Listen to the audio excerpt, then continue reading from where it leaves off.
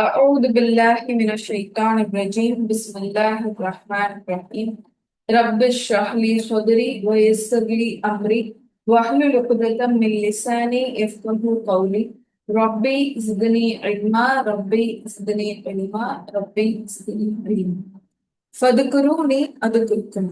நீங்கள் என்னை நினைவு கூறுங்கள் நான் உங்களை நினைவு கூறுவேன் அப்படிங்கிற அல்லாஹுடைய வாக்குறுதியை நினைவு கூர்ந்தவளாகவும் அவனின் அன்பும் அருளும் கருணையும் வற்றா மன்னிப்பும் என்றென்றும் உங்கள் மீதும் என் மீதும் நிலைத்திருக்க பிரார்த்தித்தவளாகவும் இன்றைய அமர்வை ஆரம்பம் செய்கின்றேன். அஸ்ஸலாமு அலைக்கும் வரஹ்மத்துல்லாஹி வபரகாத்துஹு.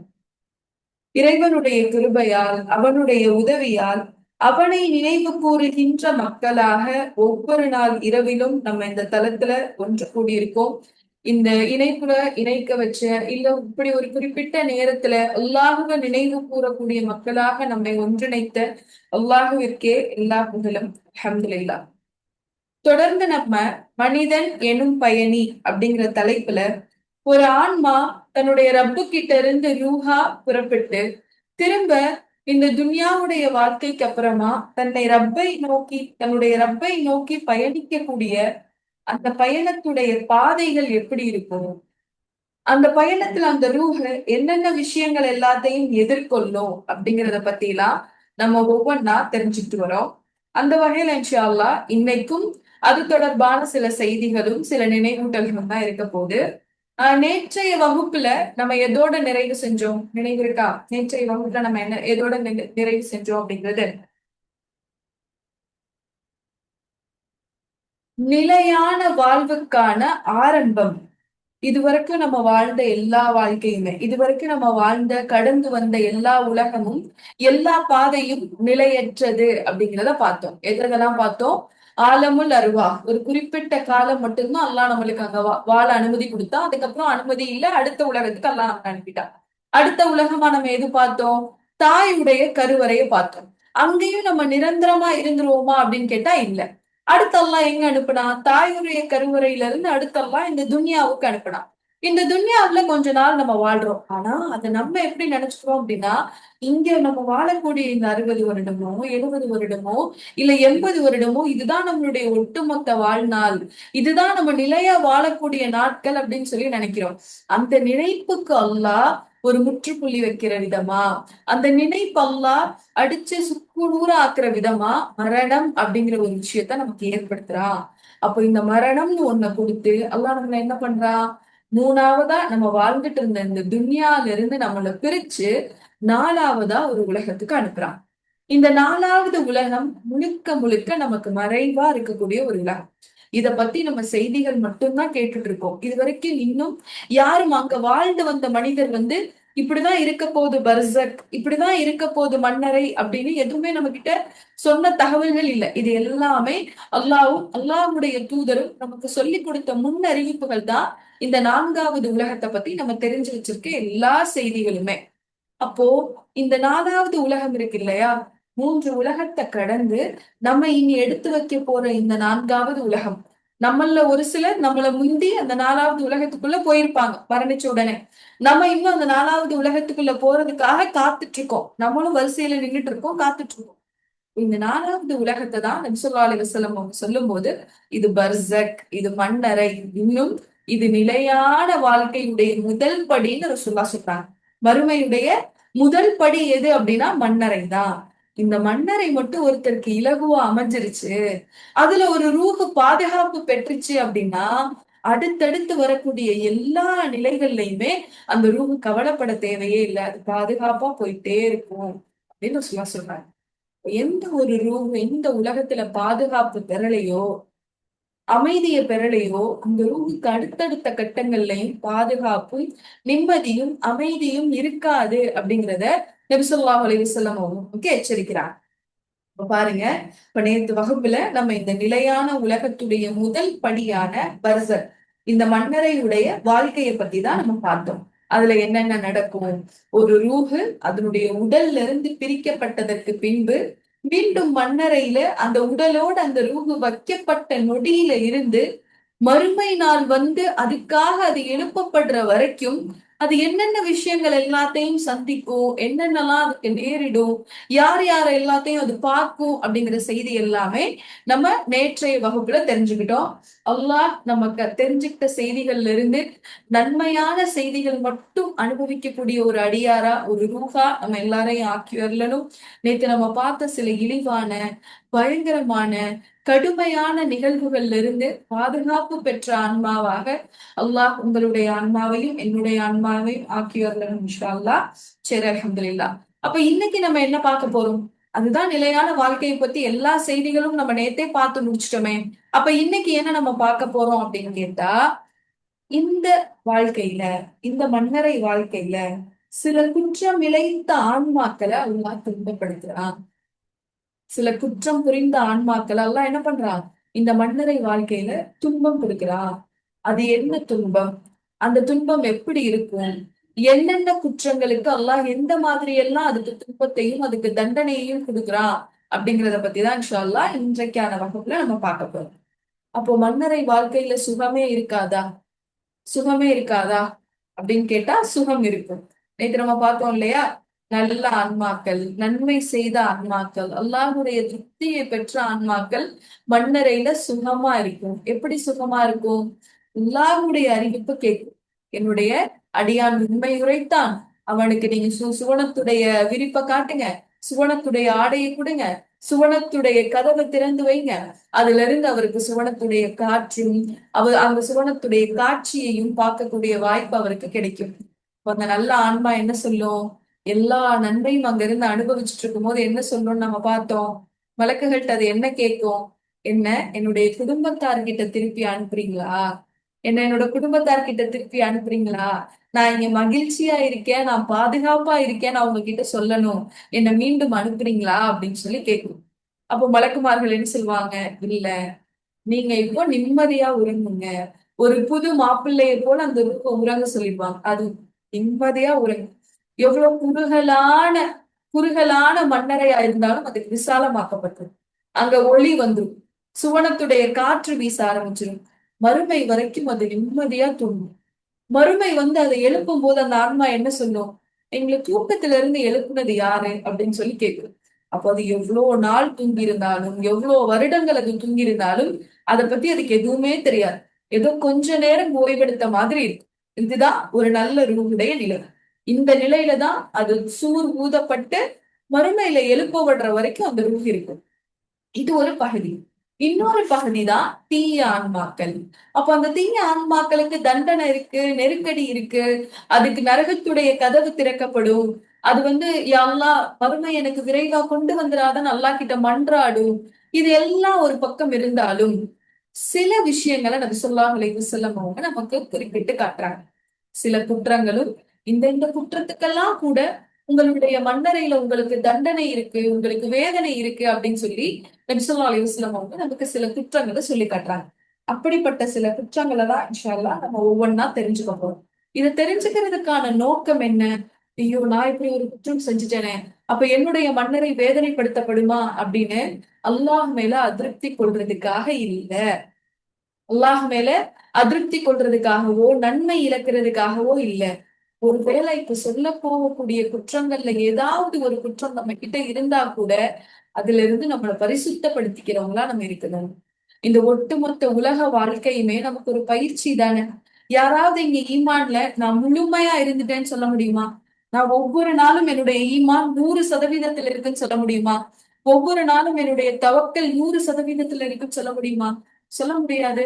நம்ம மரணிக்கிற வரைக்கும் நம்ம வாழக்கூடிய இந்த வாழ்க்கை ஒரு பயிற்சி களம். ஒரு நாள் ஈமானும் தவக்கலும் கூடும், ஒரு நாள் கொஞ்சம் குறை, திரும்ப ஒரு நாள் கூடும், ஒரு நாள் குறை. இப்படி ஒரு வாழ்க்கை சுழற்சியில தான் நம்ம மரணம் வரைக்கும் வாழ போறோம். அப்போ இந்த இடத்துக்கு நம்மளுடைய ஈமான் குறையும் போதெல்லாம் அதிகப்படுத்திக்கிறதுக்காக தான் இந்த நினைவூட்டல்கள். நம்ம கேட்கிற பயான் எல்லாம் யோசிச்சு பாருங்க. ஒரு மணி நேரம் செலவு பண்ணி கேட்கிறோம், இல்ல 3/4 மணி நேரம் நம்ம செலவு பண்ணி ஒரு பயான் கேட்கிறோம். என்ன காரணத்துக்காக கேட்கிறோம்? என்ன காரணத்துக்காக கேட்கிறோம்? இங்க யார் யாரெல்லாம் வந்திருக்காங்களோ அவங்களுடைய பெயர்கள் எல்லாத்தையும் குறிப்பெடுத்து வச்சு இவங்களுக்கு தனியா ஏதாவது மதிப்பு வழங்கப்பட போதா? இல்ல யார் யாரெல்லாம் 10 மணிக்கு கூட இவங்க எல்லாம் பயானுக்கு வந்தாங்க அப்படின்னு சொல்லி இவங்களுக்கு தனியா ஏதாவது அந்தஸ்து தரப்பட போதா? இல்ல. நம்ம இங்க ஒன்று கூடியிருக்கிறதுக்கான முக்கியமான காரணம் ஒவ்வொரு விஷயமும் சுய பரிசோதனை தான். ஒவ்வொன்னும் முஹாசபா தான். இது என்கிட்ட இருக்கா? இத நான் மாத்திக்கணுமே. இது என்கிட்ட இல்லையா? அப்ப நான் இதை என்னுடைய வாழ்க்கையில இனி நான் பின்பற்றணுமே அப்படிங்கிற ஒரு முஹாசபாக்காக தான் இந்த விஷயங்கள். புதுசா செய்திகளை நம்ம தெரிஞ்சுக்கிட்டதுக்காகவும், இந்த செய்திகள் எல்லாம் எனக்கு தெரியும் அப்படின்னு நம்ம பெருமை கொள்றதுக்காகவும் நினைவூட்டல்கள் இல்லை சகோதரிகளா. அல்லாஹ் நான் நேசிக்கிறவங்களுக்கு என்னுடைய நினைவூட்டலை கொடுக்கிறேன்னு சொல்றான். தேவையுள்ள நபர்களுக்கு என்னுடைய நினைவூட்டலை கொடுக்கிறேன்னு அல்லாஹ் சொல்றான். தேவையுள்ள நபர்கள்னா யாரு? யாருக்கு அந்த விஷயத்துல இன்னும் பெர்ஃபெக்ஷன் தேவையோ, யாரை இன்னும் தீங்குல இருந்து பாதுகாத்து அல்லாவுக்கு நெருக்கமான அடியாரா மாறணுங்கிறத அல்லாஹ் விரும்புறானோ, அப்படிப்பட்ட மனிதர்களுக்கு அல்லாஹ் உபதேசத்தை கொடுப்பான். இப்ப உபதேசம் கிடைக்க பெற்றதால மட்டும் நம்ம ஒண்ணும் உயர்ந்த மனிதர்களா ஆயிட மாட்டோம். அந்த கேட்கக்கூடிய உபதேசத்தை, நம்ம பெற்றுக்கொண்ட உபதேசத்தை நம்ம வாழ்க்கையில பின்பற்றும் போதுதான் அல்லாஹுடைய பார்வையில நம்ம உயர்ந்த மனிதர்களா மாறுவோம் அப்படிங்கிற நினைவூட்டலோட இன்ஷா அல்லாஹ் நம்ம இன்னைக்கான தலைப்புக்குள்ள போகலாம். சரிங்களா? அப்ப நம்ம என்ன சொன்னோம்? இன்னைக்கான தலைப்பு மண்ணறையில தண்டனை கொடுக்கப்படக்கூடிய சில குற்றங்கள். நபி ஸல்லல்லாஹு அலைஹி வஸல்லம் அவங்க அடையாளப்படுத்தி காமிச்ச சில குற்றங்கள். அப்படி ஏதாவது உங்களுக்கு குற்றங்கள் தெரியுமா? இந்த தண்டனைக்கு, இந்த குற்றத்துக்கு இந்த தண்டனை, இவங்க மண்ணறையில வேதனைப்படுத்தப்படுவாங்க அப்படின்னு ஏதாவது குற்றம் உங்களுக்கு நினைவு இருக்கா? இது நான் கேட்டிருக்கேன், அதுல இருந்து இதுக்கு நான் ரொம்ப அஞ்சுவேன், நான் இந்த தவறை செய்ய மாட்டேன். இந்த நபிமொழி நம்ம பிரபலமா கேட்ட நபிமொழி தான். யாருக்காவது தெரிஞ்சா சில சாட்ல போடுங்க.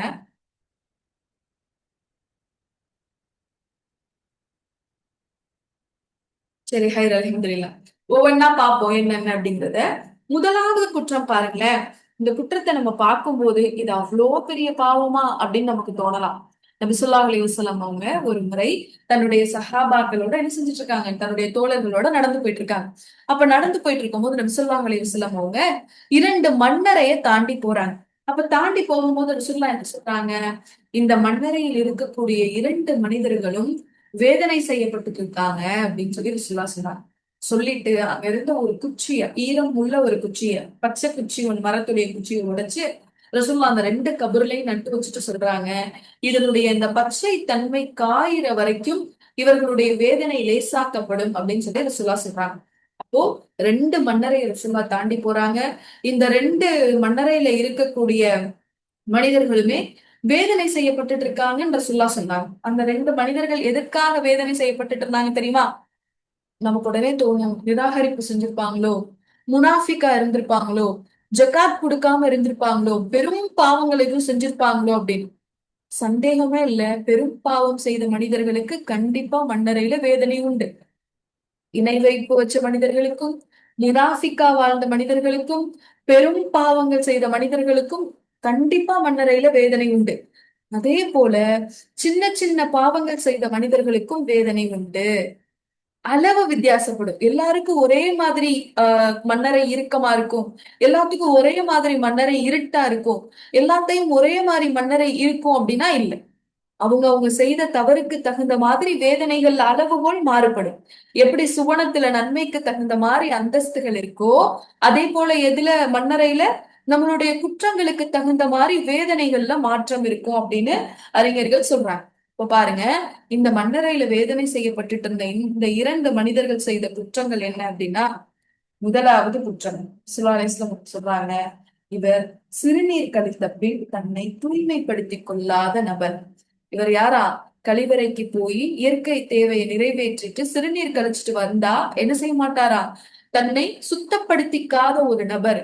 அவர் செய்த அந்த குற்றத்துக்காக அவர் மண்ணறையில வேதனை அனுபவிச்சுட்டு இருக்காரு அப்படின்னு சொல்றாங்க.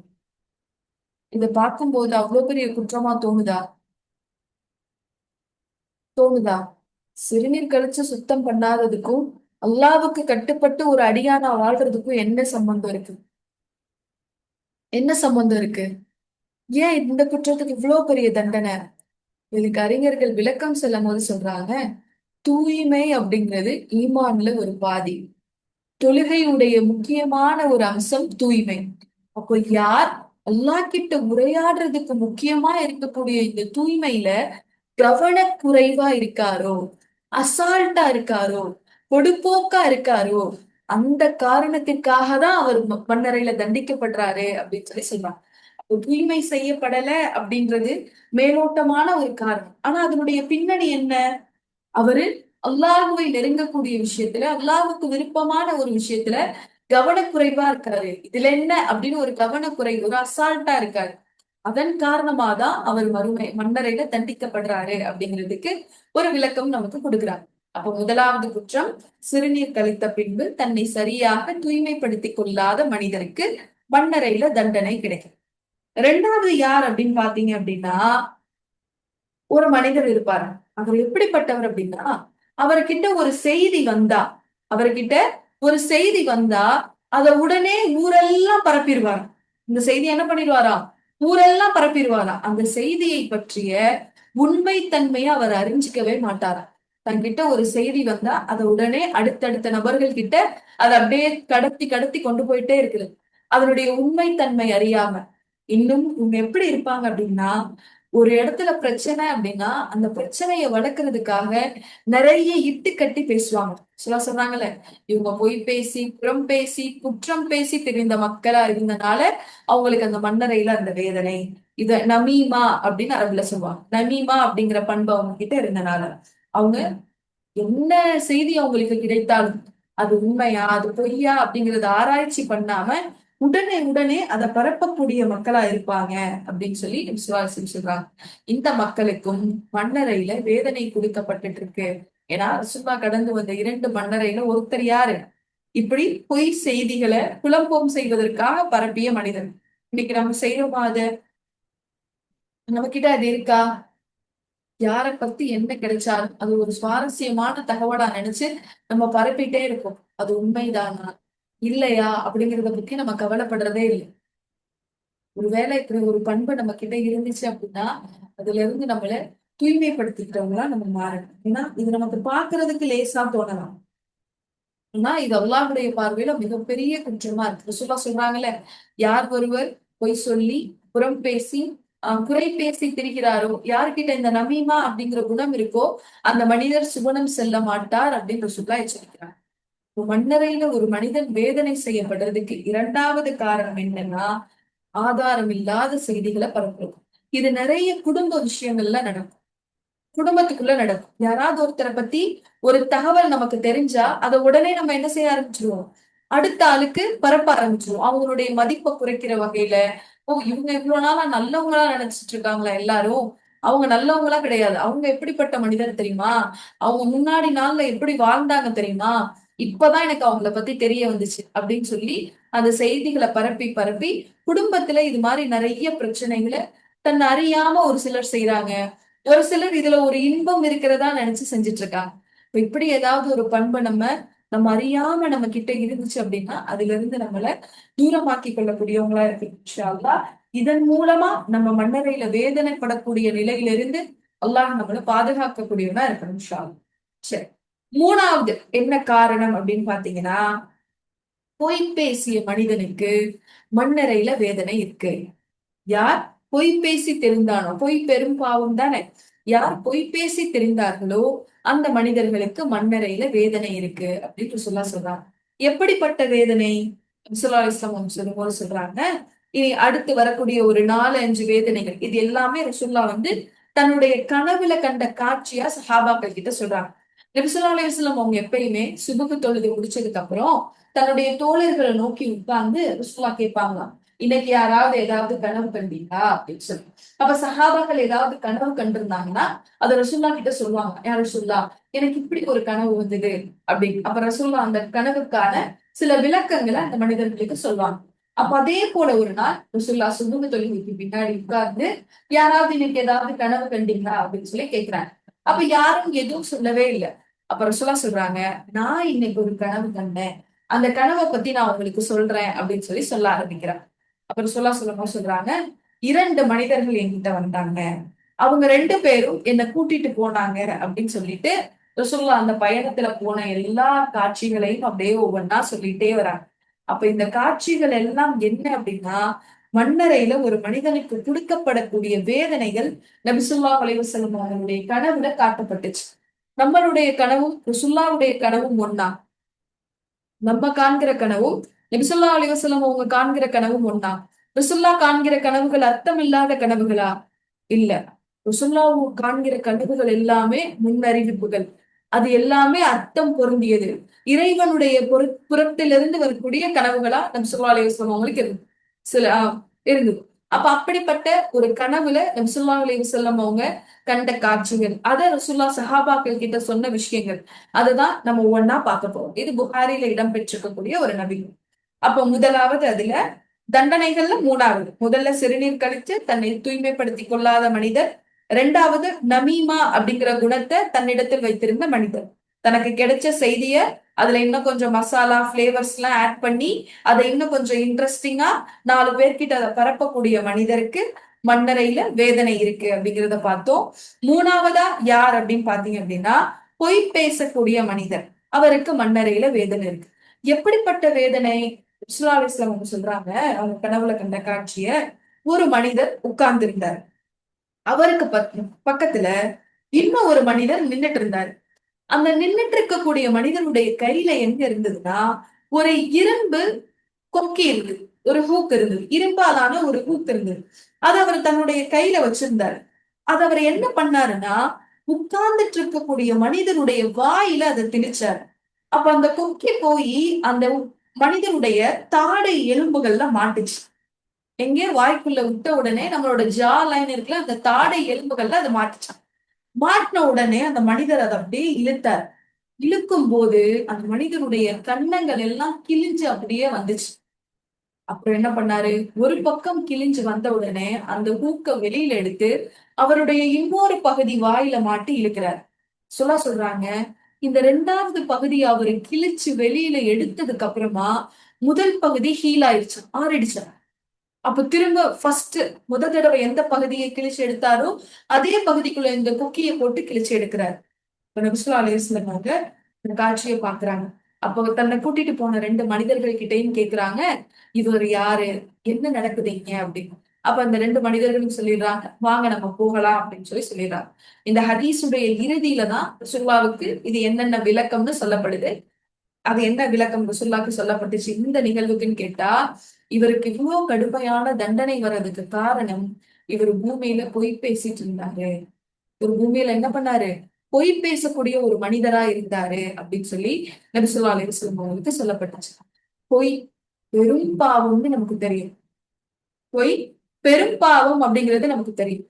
ஆனா அதை நம்மளால விட முடியுதா? நம்மளால விட முடியுதா? பொய் அப்படிங்கிற ஒரு பெரும் பாவத்துல இருந்து நான் விலகிட்டேன் யாராவது சொல்ல முடியுமா? எவ்வளோ பொய்கள் நம்ம பேசணும். விளையாட்டுக்கு பேசுறோம், சில விஷயங்களை மறைக்கிறதுக்கு பொய் பேசுறோம்.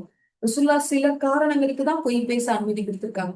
ஒரு கணவன் மனைவியை சேர்த்து வைக்கிறதுக்கு நீங்க ஒரு பொய் சொல்லி சேர்த்து வைக்கணும். ஒரு கணவன் தன்னுடைய மனைவியை அப்ரிஷியேட் பண்றதுக்கு ஒரு பொய், சின்னதா ஒரு பொய் சொல்லலாம். ஒரு மனைவி தன்னுடைய கணவன் அப்ரிஷியேட் பண்றதுக்கு ஒரு சின்னதா ஒரு பொய் சொல்லலாம். நீங்க தான் இருக்கிறதுலே ரொம்ப அழகு, நீங்க தான் இருக்கிறதுலே ரொம்ப அன்பானவங்க. இதெல்லாம் அனுமதிக்கப்பட்ட பொய்கள். அது அல்லாது எத்தனை பொய்கள் நம்ம பேசணும். விளையாட்டுக்கு பேசினேன், சும்மா பேசினேன், ஒரு ஒரு இக்கட்டான ஒரு சூழ்நிலை அதுல தவிர்க்க முடியலங்கிறதுக்காக போய் பேசினேன். யாராவது ஒருத்தவங்க சாப்பிடுங்கன்னு சொன்னா கூட நம்ம என்ன சொல்லிடுவோம்? சாப்பிட்டுட்டு வந்துட்டேன்னு ஒரு பொய் சொல்லிடுவோம். நம்ம அவங்கள புரிய வைக்கிறதுக்கு நம்ம ரெடியா இல்ல. இல்லங்க நான் சாப்பிடல, ஆனாலும் எனக்கு பசி இல்ல, நான் இந்த உணவுகள் சாப்பிட மாட்டேன், புரிஞ்சுக்கோங்க. பொய் பேசக்கூடாதுன்ற காரணத்துக்காக நான் உண்மையை சொல்றேன் அப்படி சொல்லி நம்ம விளக்குறோமா? அதுல ஒரு பொய், நான் சாப்பிட்டேன், இப்பதான் சாப்பிட்டுட்டு வந்தேன். அப்ப இதெல்லாம் பொய்யாதான அல்லாஹ்வுடைய பார்வையில கணக்கிடப்படுது. சின்ன சின்னதா பேசக்கூடிய பொய்கள், விளையாட்டுக்கு பேசக்கூடிய பொய்கள், மத்தவங்கள சிரிக்க வைக்கிறதுக்காக பேசக்கூடிய பொய்கள், காமெடியா எத்தனை விஷயங்கள் நம்ம பேசுறோம். இல்லாத ஒண்ண கற்பனை பண்ணி இட்டு கட்டி, இப்ப இந்த எல்லா பொய்களுமே பாவத்துடைய லிஸ்ட்ல தான் இடம்பெறுது. இப்ப யார் ஒரு மனிதர் பொய் பேசுறாரோ அவருக்கு அல்லாஹ் மன்னரையில கண்டிப்பா தண்டனை கொடுக்கிறான். எப்படிப்பட்ட தண்டனை? அவருடைய வாய் இரும்பு கொக்கிகளால மாட்டி கிழித்து எடுக்கப்படுது. ஒரு பக்கம் சரியான உடனே திரும்ப அடுத்த பக்கத்துல அவங்க அந்த வாயை கிழிக்கும் போது முதலாவது கிழித்த பகுதி சரியா இப்படியே அவருக்கு அந்த பனிஷ்மெண்ட் தொடர்ந்துகிட்டே இருக்குமா. எது வரைக்கும்? மறுமை நாள் நிகழும் வரைக்கும். மறுமைக்காக அவர் தன்னுடைய மன்னரையிலிருந்து எழுப்பப்படுற வரைக்கும் இந்த தண்டனை அவருக்கு தொடர்ந்துகிட்டே இருக்கும் அப்படின்னு ரசூலுல்லாஹ் சொல்றாங்க. அடுத்ததா என்ன குற்றம் அப்படின்னு பாத்தீங்கன்னா, நபி ஸல்லல்லாஹு அலைஹி வஸல்லம் சொல்றாங்க, யார் குர்ஆனை கற்று, குர்ஆனை ஓதி, அதன்படி செயல்படாமல் இருக்கின்றாரோ, அவருக்கு குர்ஆன் தெரியும். குர்ஆன் அவரு கற்றிருக்காரு. குர்ஆன் அவரு ஓதியிருக்காரு. அவர் இரவும் ஓதுறாரு, பகலும் ஓதுறாரு. ஆனா குர்ஆன் படி தன்னுடைய வாழ்க்கைய அமைச்சுக்க மாட்டேங்கிறார். குர்ஆன் தெரியும். ஆனா அதுபடி தன்னுடைய வாழ்க்கை இல்ல. கத்துக்கிட்ட குர்ஆன அவர் தன்னுடைய வாழ்க்கையில பிரதிபலிக்கிறது இல்ல. இல்ல அப்படின்னா கத்துக்கிட்ட குர்ஆன அதோட அவர் அப்படியே எடுத்து வச்சிடுறாரு. அதோட தன்னை எந்த விதத்திலையும் தொடர்பு படுத்திக்கவே இல்ல. இந்த மனிதருக்கும் மண்டரையில வேதனை கொடுக்கப்படும் சகோதரிகளா. எப்படிப்பட்ட வேதனை சொல்றாங்க. இவருக்கு கொடுக்கப்படுற வேதனை, இந்த குர்ஆன தன்னுடைய வாழ்க்கையில தொடர்பு படுத்தாத மனிதரை அவர் தரையில படுத்திருக்கார்.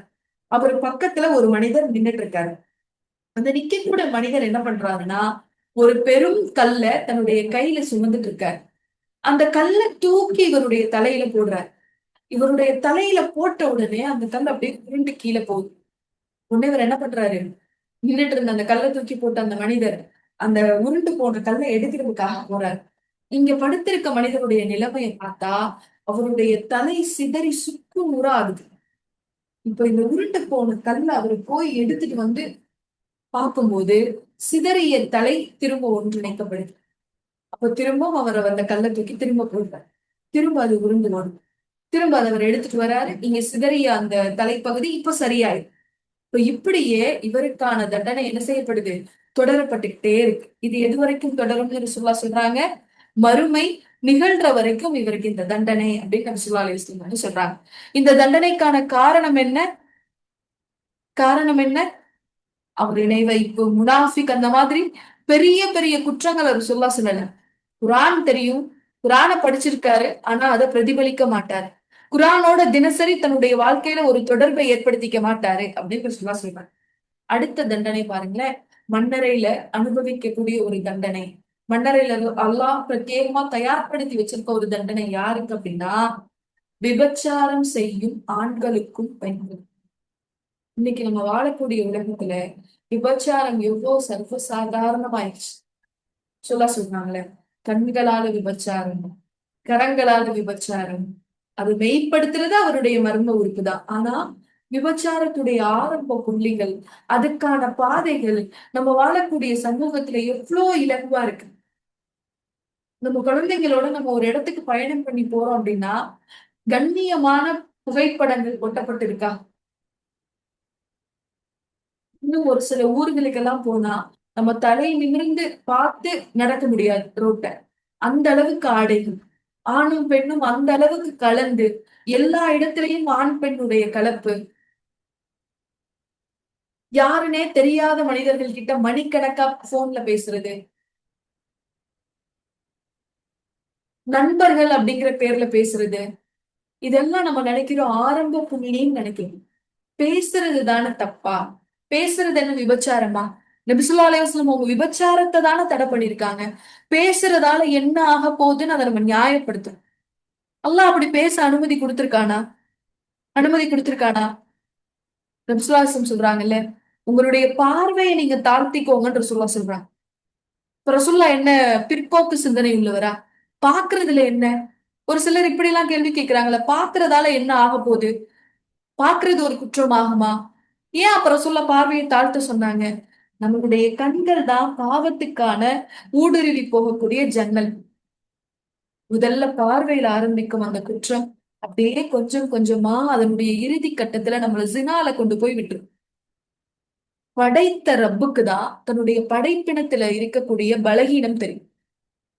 நம்ம தயாரிச்ச ஒரு உணவுல தான் நம்ம என்ன தப்பு பண்ணிருக்கோம்னு நமக்கு தெரியும். எத்தனை பேர் அந்த உணவு நல்லா இருக்குன்னு சொன்னாலும் நமக்கு அதுல சாட்டிஸ்பாக்சன் இருக்காது. அன்னைக்கு ஒரு நாள் செஞ்சப்போ இந்த உணவு ரொம்ப அருமையா வந்துருந்துச்சு. அப்ப இதுல நான் ஏதோ ஒரு குற்றம் பண்ணிருக்கேன். இதுல என்ன டிஃபெக்ட்ங்கிறது செஞ்ச எனக்கு தெரியும். அப்ப நம்மள படைச்ச இறைவன் யாரு? அல்லாஹ். அப்ப நம்ம கிட்ட இருக்க பலவீனம் யாருக்கு தெரியும்? அல்லாஹ்வுக்கு தான் தெரியும். அதனாலதான் அல்லாஹ் சொல்றான், நீ பலகீனமானவன்பா. உன்னை அவ்வளோ இலகுவாலாம் உன்னை ஜினால இருந்து உன்னை நீனே பாதுகாத்துக்க முடியாதுப்பா. அதனாலதான் அதனுடைய ஆரம்ப புள்ளியில இருந்து உன்னை நீ பாதுகாத்துக்கோ. உன்னுடைய பார்வையை தாழ்த்திக்கோ. உன்னுடைய பேச்சுல நளினம் காட்டாத. இன்னைக்கு எத்தனை பெண்கள் அல்லாஹ் பாதுகாக்கணும். பேச்சுதானன்னு எவ்வளவு விஷயங்கள் பேசுறாங்க. முகம் தெரியாம இருக்க காரணத்தினால போன்ல வாட்ஸ்அப்லயும் இன்ஸ்டாலையும் எவ்வளவு பேச்சுக்கள். நேர்ல இருந்தா கூட இவ்வளவு பேச்சுகள் பேச நம்ம அருவருப்புப்படும், கூச்சப்படுவோம். அப்படிப்பட்ட பேச்சுகள் எல்லாத்தையும் போன்ல அவ்வளவு சர்வ சாதாரணமா, வீட்டுல கணவர் இருக்காங்க, பிள்ளைங்க இருக்காங்க, எல்லாரும் படுத்திருப்பாங்க. ஆனா இவங்க போன்ல தனிப்பட்ட ஒரு உலகத்துல தனிப்பட்ட ஒரு உரையாடு. என்ன நினைச்சுக்கிறாங்க? நம்ம கண்ட்ரோல்ல இருக்கு, நம்ம கண்ட்ரோல்ல தான் வச்சிருக்கோம், நம்ம தவறி போக மாட்டோம்னு நினைக்கிறாங்க. ஆனா அல்லாஹ் என்ன சொல்றான்? உன்னுடைய கண்ட்ரோல்ல அது இல்ல அப்படின்னு அல்லாஹ் நம்மளை எச்சரிக்கிறான். உன்னுடைய கண்ட்ரோல்ல அது இல்ல. உன்னால அப்படி உன்னை கண்ட்ரோல் பண்ணிக்க முடியாது. அது உன்னை கொஞ்சம் கொஞ்சமா கொண்டு போய் விபச்சாரத்துல விட்டுரும் அப்படின்னு நபி ஸல்லல்லாஹு அலைஹி வஸல்லம் அவங்களும் அல்லாஹ்வும் நமக்கு இது அழகா எச்சரிக்கிறான். நீ ஆரம்பத்திலேயே அந்த குற்றத்தை நிறுத்து. ஆரம்பத்திலேயே அந்த குற்றத்தை நிறுத்து. பார்வையில நிறுத்து, பேச்சுல நிறுத்து. தனியா பயணிக்கக்கூடிய சூழல் வருதா? பயணிக்காத. ஓ, இப்படி சின்ன சின்னதா நம்ம கிட்ட இருக்க குற்றம் சிலர்கிட்ட ரொம்ப விபரீதமா இருக்கும். அது ஜினால கொண்டு போய் விட்டுருக்கும். அப்ப அப்படிப்பட்ட ஜினா செய்த மனிதர்களுக்கு அல்லாஹ் மன்னரையில தண்டனையை தயார்படுத்தி வச்சிருக்கான். எப்படிப்பட்ட தண்டனை? நபி ஸல்லல்லாஹு அலைஹி வஸல்லம் அவங்க அந்த கனவுல கண்ட காட்சியை பாருங்களேன். ஒரு பெரிய ஒரு பாத்திரத்துக்குள்ள ஒரு பாத்திரத்துக்குள்ள ஆண்களும் பெண்களும் நிர்வாணமா கிடக்காங்க. அந்த பாத்திரத்துக்கு கீழே நெருப்பு மூட்டப்பட்டிருக்கு. அப்ப அந்த நெருப்பு அப்படியே அதனுடைய நெருப்புடைய வேகம் கூட்டப்படும். அப்ப அந்த உஷ்ணம் தாங்க முடியாம அவங்க அந்த பாத்திரத்துல இருந்து வெளியில வரணும்னு பாப்பாங்க. ஆனா அந்த பாத்திரத்துடைய வாய் எப்படி இருக்கும்? குறுகலா இருந்துச்சுன்னு ரசூலா சொன்னாங்க. அவங்களால வெளியில வரவே முடியல. அப்புறம் அந்த அந்த நெருப்புடைய வேகம் குறையும். குறைஞ்ச உடனே அப்படியே அவங்க அந்த மேல அந்த நெருக்கடியில இருந்து இறங்கி கீழே வராங்க. திரும்ப கொஞ்ச நேரம் கழிச்சு நெருப்புடைய வேகம் கூட்டப்படுது. திரும்ப அவங்க அப்படியே வெளியில போக முயற்சி பண்றாங்க, முடியல. அப்போ நிர்வாணமாக ஆணும் பெண்ணும் ஒரு பாத்திரத்துல போட்டு ஒரு ஒரு ஒரு ஒரு பானை மாதிரி, ஒரு உதாரணத்துக்கு சொல்றேன், அது மாதிரி ஒரு இதுல போட்டு கீழே நெருப்பு மூட்டப்பட்டு அல்லாஹ் அவங்களை நோவினை செய்றான். எது வரைக்கும் இந்த நோவினை? எது வரைக்கும் இந்த நோவினை? மறுமைக்காக அவர் எழுப்பப்படுற வரைக்கும் இந்த நோவினை. யோசிச்சு பாருங்க. மண்ணறையில சுகமா உறங்குறது எப்படி இருக்கும்? மண்ணறையில அல்லாஹ் எழுப்பப்படுற வரைக்கும் பயந்து பயந்து வாழ்றது எப்படி இருக்கும்? பேச்சுல ஒரு சுகம், அற்பமான ஒரு சுகம்.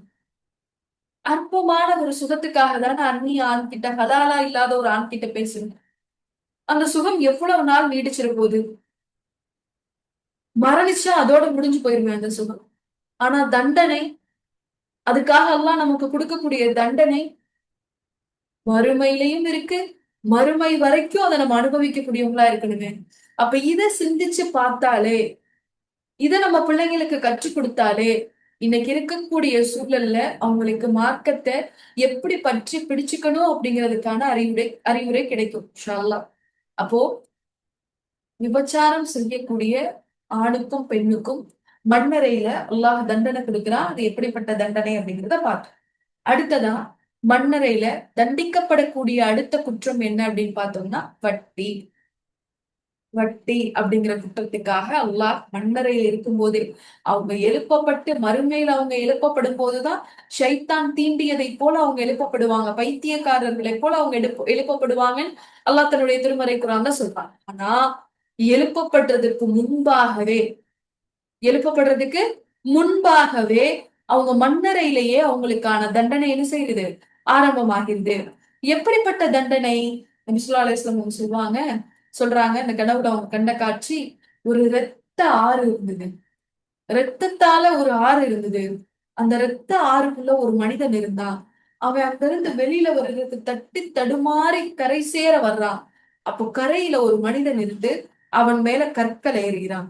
அந்த கற்கள் அவனுடைய வாயில பட்டு பட்டு அவன் என்ன பண்றான்? திரும்ப அந்த ரத்த ஆறுலயே மூழ்கி எங்க ஆரம்பிச்சானோ அந்த இடத்துக்கே போயிடுறான். அப்போ திரும்ப அவன் ஆரம்பித்த புள்ளியில இருந்து அவன் அதுல இருந்து வெளியில வர்றதுக்கு வெளியில வர்றான். அவன் கரையை நெருங்குறது கிட்ட வரும்போது அவன் மேல கல் எறியப்படுது. திரும்பவும் அவன் அந்த ரத்த ஆறுலயே மூழ்கி எங்க ஆரம்பிச்சானோ அந்த இடத்துக்கே போயிடுறான் அப்படின்னு சொல்றாங்க. இது யாருக்கான தண்டனை? வட்டியோடு தொடர்பு உள்ள மனிதருக்கான தண்டனை. யோசிச்சு பாருங்க. இன்னைக்கு எவ்வளவு காரணங்கள் சொல்லி நியாயப்படுத்துறோம், எவ்வளவு காரணங்கள் சொல்லி நம்ம செஞ்ச செயலை நியாயப்படுத்துறோம். உங்களுடைய தேவை இருக்குது, அல்லாஹ் கிட்ட உறுதியான நியத்து வைங்க.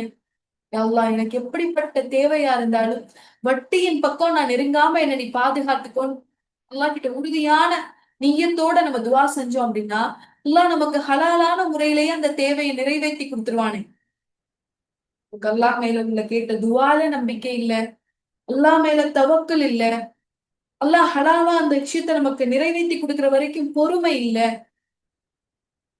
இந்த 3 விஷயங்களின் காரணமா தான் நம்ம எங்க போயிடுறோம்? வட்டிக்கு போயிடுறோம், லோன் வாங்கிருந்தோம், இன்ஸ்டால்மெண்ட் வாங்கிருந்தோம். இன்னும் பெண்களுக்கு ஈஸியா இந்த குழுக்கள்ல எல்லாம் கிடைச்சிருக்கு வட்டியில பணம். குழுவுல சேர்ந்து பணம் வாங்குறது இதெல்லாம் உங்களுக்கு நிம்மதியை கொடுத்துருமா? நிம்மதியை கொடுக்குமா இது நமக்கு? கொடுக்காது.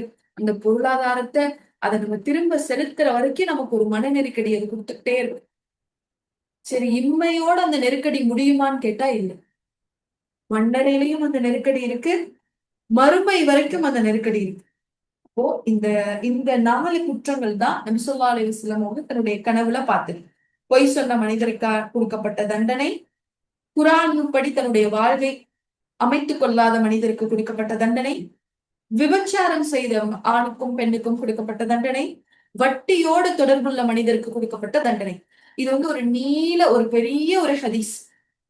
ரசூலா இந்த காட்சிகள் எல்லாம் பாக்குறாங்க. அப்புறம் ஒரு மனிதரை பாக்குறாங்க, ஒரு பக்கத்துல குழந்தைகளை பாக்குறாங்க, அப்புறம் 2 வீடுகளை பாக்குறாங்க. அப்படி நிறைய அந்த ஹதீஸுடைய முடிவுல ரசூலா அந்த 2 மனிதர்கள் கிட்டையும் கேக்குறாங்க, நான் பார்த்த காட்சிகளுக்கு எல்லாம் என்ன அர்த்தம்? அப்பதான் அந்த 2 மனிதர்களும் இது எல்லாத்துக்கும் விளக்கம் சொல்லிட்டே வரும்போது சொல்றாங்க, இது இவர்களுக்கான தண்டனை, வறுமையில் அவர்கள் எழுப்பப்படுற வரைக்கும் அவங்களுக்கு இது நடக்கும் அப்படின்னு சொல்லிட்டு அந்த 2 மனிதர்கள் சொல்றாங்க, நான் தான் ஜிப்ரீல், இவர் தான் மீகாயில் அப்படின்னு சொல்றாங்க. அப்போ இந்த நபிமொழியில இருந்து நம்ம மன்னரையில என்னென்ன குற்றங்களுக்கு எப்படிலாம் அல்லாஹ் தண்டனை கொடுக்குறான் அப்படிங்கிறத தெரிஞ்சுக்கிறோம். அல்லாஹ் நம் அனைவரையும் இப்படிப்பட்ட ஒரு இழிவான நிலையில இருந்து பாதுகாக்கக்கூடியவனா இருக்கும். ஒருவேளை இந்த குற்றங்கள்ல ஏதாவது ஒண்ணு நம்ம கிட்ட இருந்தா, ஒரு புள்ளி அளவு அது நம்ம கிட்ட இருந்தா கூட இந்த தண்டனைகளுக்கு பயந்து அல்லாஹ்வுடைய கோபத்துக்கு அஞ்சி இந்த தவறுகள்ல இருந்து நம்மை நாமே விடுவித்துக் கொள்ளக்கூடியவங்களா இருக்கணும் இன்ஷா அல்லாஹ். எப்படி ஒரு சஹாபி நபி ஸல்லல்லாஹு அலைஹி வஸல்லம் அவங்க ஆஹ் ஒரு வேலைக்காக அனுப்புற ஒரு சஹாபி ஒரு பெண் குளிக்கிறத பார்த்துட்டாங்க. அந்த பார்த்த அந்த ஒரு நிகழ்வுக்காக என்ன செய்யறாங்க? அழுது அழுது அல்லாஹ் கிட்ட மன்னிப்பு கேட்டுட்டே இருக்காங்க. இறுதியில அந்த அந்த குற்ற உணர்வுல அதிலேயே அவங்களுடைய உயிர் பிரியப்படுது. இப்ப இப்படியெல்லாம் நம்ம செஞ்ச தவறுக்காக நம்ம அல்லாஹ் கிட்ட வருந்துறோமா? யா அல்லாஹ், உனக்கு பிடிக்காத ஒரு செயல் நான் என் வாழ்க்கையில செஞ்சுட்டு இருக்கேன், உனக்கு பிடிக்காது, உனக்கு கோபம் தரக்கூடிய ஒரு செயலை என்னுடைய வாழ்க்கையில நான் செஞ்சுட்டு இருக்கேன், வட்டி ஒரு பெரிய பாவம்னு எனக்கு தெரியும், உன்னுடைய அதிருப்தியை ஏற்படுத்தக்கூடிய ஒரு பாவம்னு தெரியும், அது என்னுடைய வாழ்க்கையில ஒரு அங்கமா இருக்கு அப்படின்னு நம்ம கவலைப்பட்டு அல்லாஹ் கிட்ட மன்றாடி மன்னிப்பு கேட்டுட்டு இருக்கோமா? இல்ல. அதை பத்தி எந்த கவலைகளும் இல்ல. வேகமா போகக்கூடிய இந்த உலகத்துடைய சுழற்சியில அதை பத்தி கவலை இல்லாம நம்ம ஒவ்வொரு நாளையும் கடந்து போகக்கூடியவங்களா இருக்கு. அப்படிப்பட்ட நிலையில இருந்து நம்மளை பாதுகாக்கணும். அல்லாஹ் இந்த மாதிரி இழிவு தரக்கூடிய தண்டனைகள்ல இருந்தும் நம்மளை பாதுகாத்து வைக்கணும். நம்மள மட்டும் இல்ல, நம்மளுடைய சந்ததிகளையும் அல்லாஹ் பாதுகாக்கக்கூடியவர். அடுத்ததா, மண்ணறையில அல்லாஹ் கொடுக்கக்கூடிய தண்டனைகள்ல எந்த தவறுக்கு அல்லாஹ் தண்டனை கொடுக்குறான் அப்படின்னா, பெருமைப்படக்கூடிய மனிதர்களுக்கு அல்லாஹ் தண்டனை கொடுக்குறான். பெருமையோட இந்த பூமியில நடந்து கொள்ளக்கூடிய மனிதர்களுக்கு மன்னரை நெருக்கடியானதா இருக்கு. நபி ஸல்லல்லாஹு அலைஹி வஸல்லம் அவங்க சொல்லும்போது சொல்றாங்க, அப்துல்லா இப்னு உமர் ரலியல்லாஹு அன்ஹு அறிவிக்கிறாங்க, ஒரு மனிதன் இந்த பூமியில் பெருமையோடு நடந்து கொண்டிருந்தான், அவனை இந்த பூமி விழுங்கியது, விழுங்குது, இன்னும் விழுங்கிக்கிட்டே இருக்கு, அவன் அந்த பூமிக்குள்ள போயிட்டே இருக்கான். எது வரைக்கும் ரசூலுல்லாஹ் சொல்றாங்க? மறுமை வரைக்கும் இது தொடர்ந்து நடந்துகிட்டே இருக்கு. அப்போ பெருமையா வாழக்கூடிய மனிதன் மண்ணறையில அப்படியே அதனுடைய ஆழத்துல போயிட்டே இருந்தான்னு ரசூலுல்லாஹ் சொன்னாங்க. இப்ப இது ஒரு மண்ணறையில நமக்கு வேதனை தரக்கூடிய குற்றத்துக்கு ஒரு குற்றம் என்ன அப்படின்னா பெருமை. அடுத்ததா, ஒரு இறந்த ஒரு மனிதருக்கு அவருடைய மண்ணறையில வேதனையை பெற்றுத்தரக்கூடிய ஒரு விஷயம் என்ன அப்படின்னா, நம்ம சொல்றாங்கல்ல, உங்களை விட்டு இறந்து போன மனிதர்களுக்கு நீங்க அழுது ஒப்பாரி வச்சு அழுகாதீங்க. நீங்க நெஞ்சிலையும் மாரலையும் தலையிலையும் அடிச்சுக்கிட்டு ஒப்பாரி வச்சு அழுகாதீங்க, புலம்பி அழுகாதீங்க. அப்படி அழுகிறதால அந்த இறந்த மனிதருக்கு நோவினை தரப்படும் அப்படின்னு சொல்றாங்க. நோவினை தர்றதுன்னா என்னன்னா, அவருடைய மன நெருக்கடி அல்லாஹ் என்ன செய்யலாம், இன்னும் அதிகமாக்குறா அப்படின்னு சொல்லி அறிஞர்கள் அதுக்கு விளக்கம் கொடுக்குறாங்க. சரியா? அப்போ மன்னரையில நமக்கு நோவினை தரக்கூடிய குற்றங்களுக்குரிய ஒரு பாவம் என்ன அப்படின்னா, இறந்து போன வீட்டுல அந்த இறந்து போன மனிதருக்காக ஒப்பாரி வச்சு புலம்பி அதிருப்தியான வார்த்தைகளை வெளிப்படுத்தி அழுகக்கூடிய ஒரு செயல். சரி, அடுத்ததா மண்ணறையில வேதனையை பெற்றுத்தரக்கூடிய ஒரு குற்றம் எது அப்படின்னு பார்த்தோம் அப்படின்னா, அமானிதமா உள்ள அந்த கனிமத்துடைய பொருள்கள்ல இருந்து யார் அனுமதியின்றி எடுக்கிறாங்களோ, போர்ல கிடைக்கப்படக்கூடிய பொருள்கள் இருக்குல்ல, கனிமத்துடைய பொருள்கள், அதை யார் அனுமதியின்றி திருடுறாங்களோ அந்த மனிதர்களுக்கு மண்ணறையில வேதனை இருக்குன்னு சொல்றாங்க. முஸ்லா இஸ்லாம் அவங்களுடைய காலத்துல ஒரு மனிதர் இருக்காரு, அவர் ஷஹீதாரு. சஹாபாக்கள் சொல்றாங்க இவர் ஷஹீத் அப்படின்னு சொல்றாங்க. அப்ப சொன்ன உடனே ரசூலுல்லாஹ் சொல்றாங்க, இல்ல இவர் ஷஹீத் இல்ல. புகாரில வரக்கூடிய நபிமொழி இது, இவர் ஷஹீத் இல்ல, இவர் நரகத்துல இருக்காரு. ஏன்னா இவர் ஒரு ஒரு அங்கிய அமானிதம், அதாவது கனிமத்து பொருள்கள்ல இருந்த ஒரு அங்கிய இவர் திருடிட்டாரு, அதனால இவர் நரகையில் இருக்கிறாரு. இவர் எந்த ஒரு அங்கியை திருடினாரோ அந்த அங்கியே அவரை மன்னரையும் நெருக்கக்கூடியதாக இருக்கு. அவரை எந்த பொருள் அவரை திருடினாரோ அந்த பொருள் அவரை என்ன செய்தான், மண்ணறையில நெருக்கிக்கிட்டு இருக்கு அப்படின்னு சொல்றான். அடுத்ததா மண்ணறையில எல்லாம் வழங்கக்கூடிய தண்டனைக்கு மிக முக்கியமா இருக்கக்கூடிய ஒரு காரணம் என்ன அப்படின்னு பார்த்தோம்னா கடன். கடன் சொல்றாங்க, யார் ஒருவர் கடனோடு இறந்து போகிறாரோ அவருடைய ஆன்மா அப்படியே பாதியிலே தொங்க அப்படியே நிப்பாட்டி வச்சுக்கணும். அதுதான் அவருக்கான தண்டனை. சொல்லலாம் சொல்லுவாங்க, ஒரு மனிதர் இறந்து போயிட்டா இவருக்கு கடன் இருக்கான்னு கேட்பாங்க.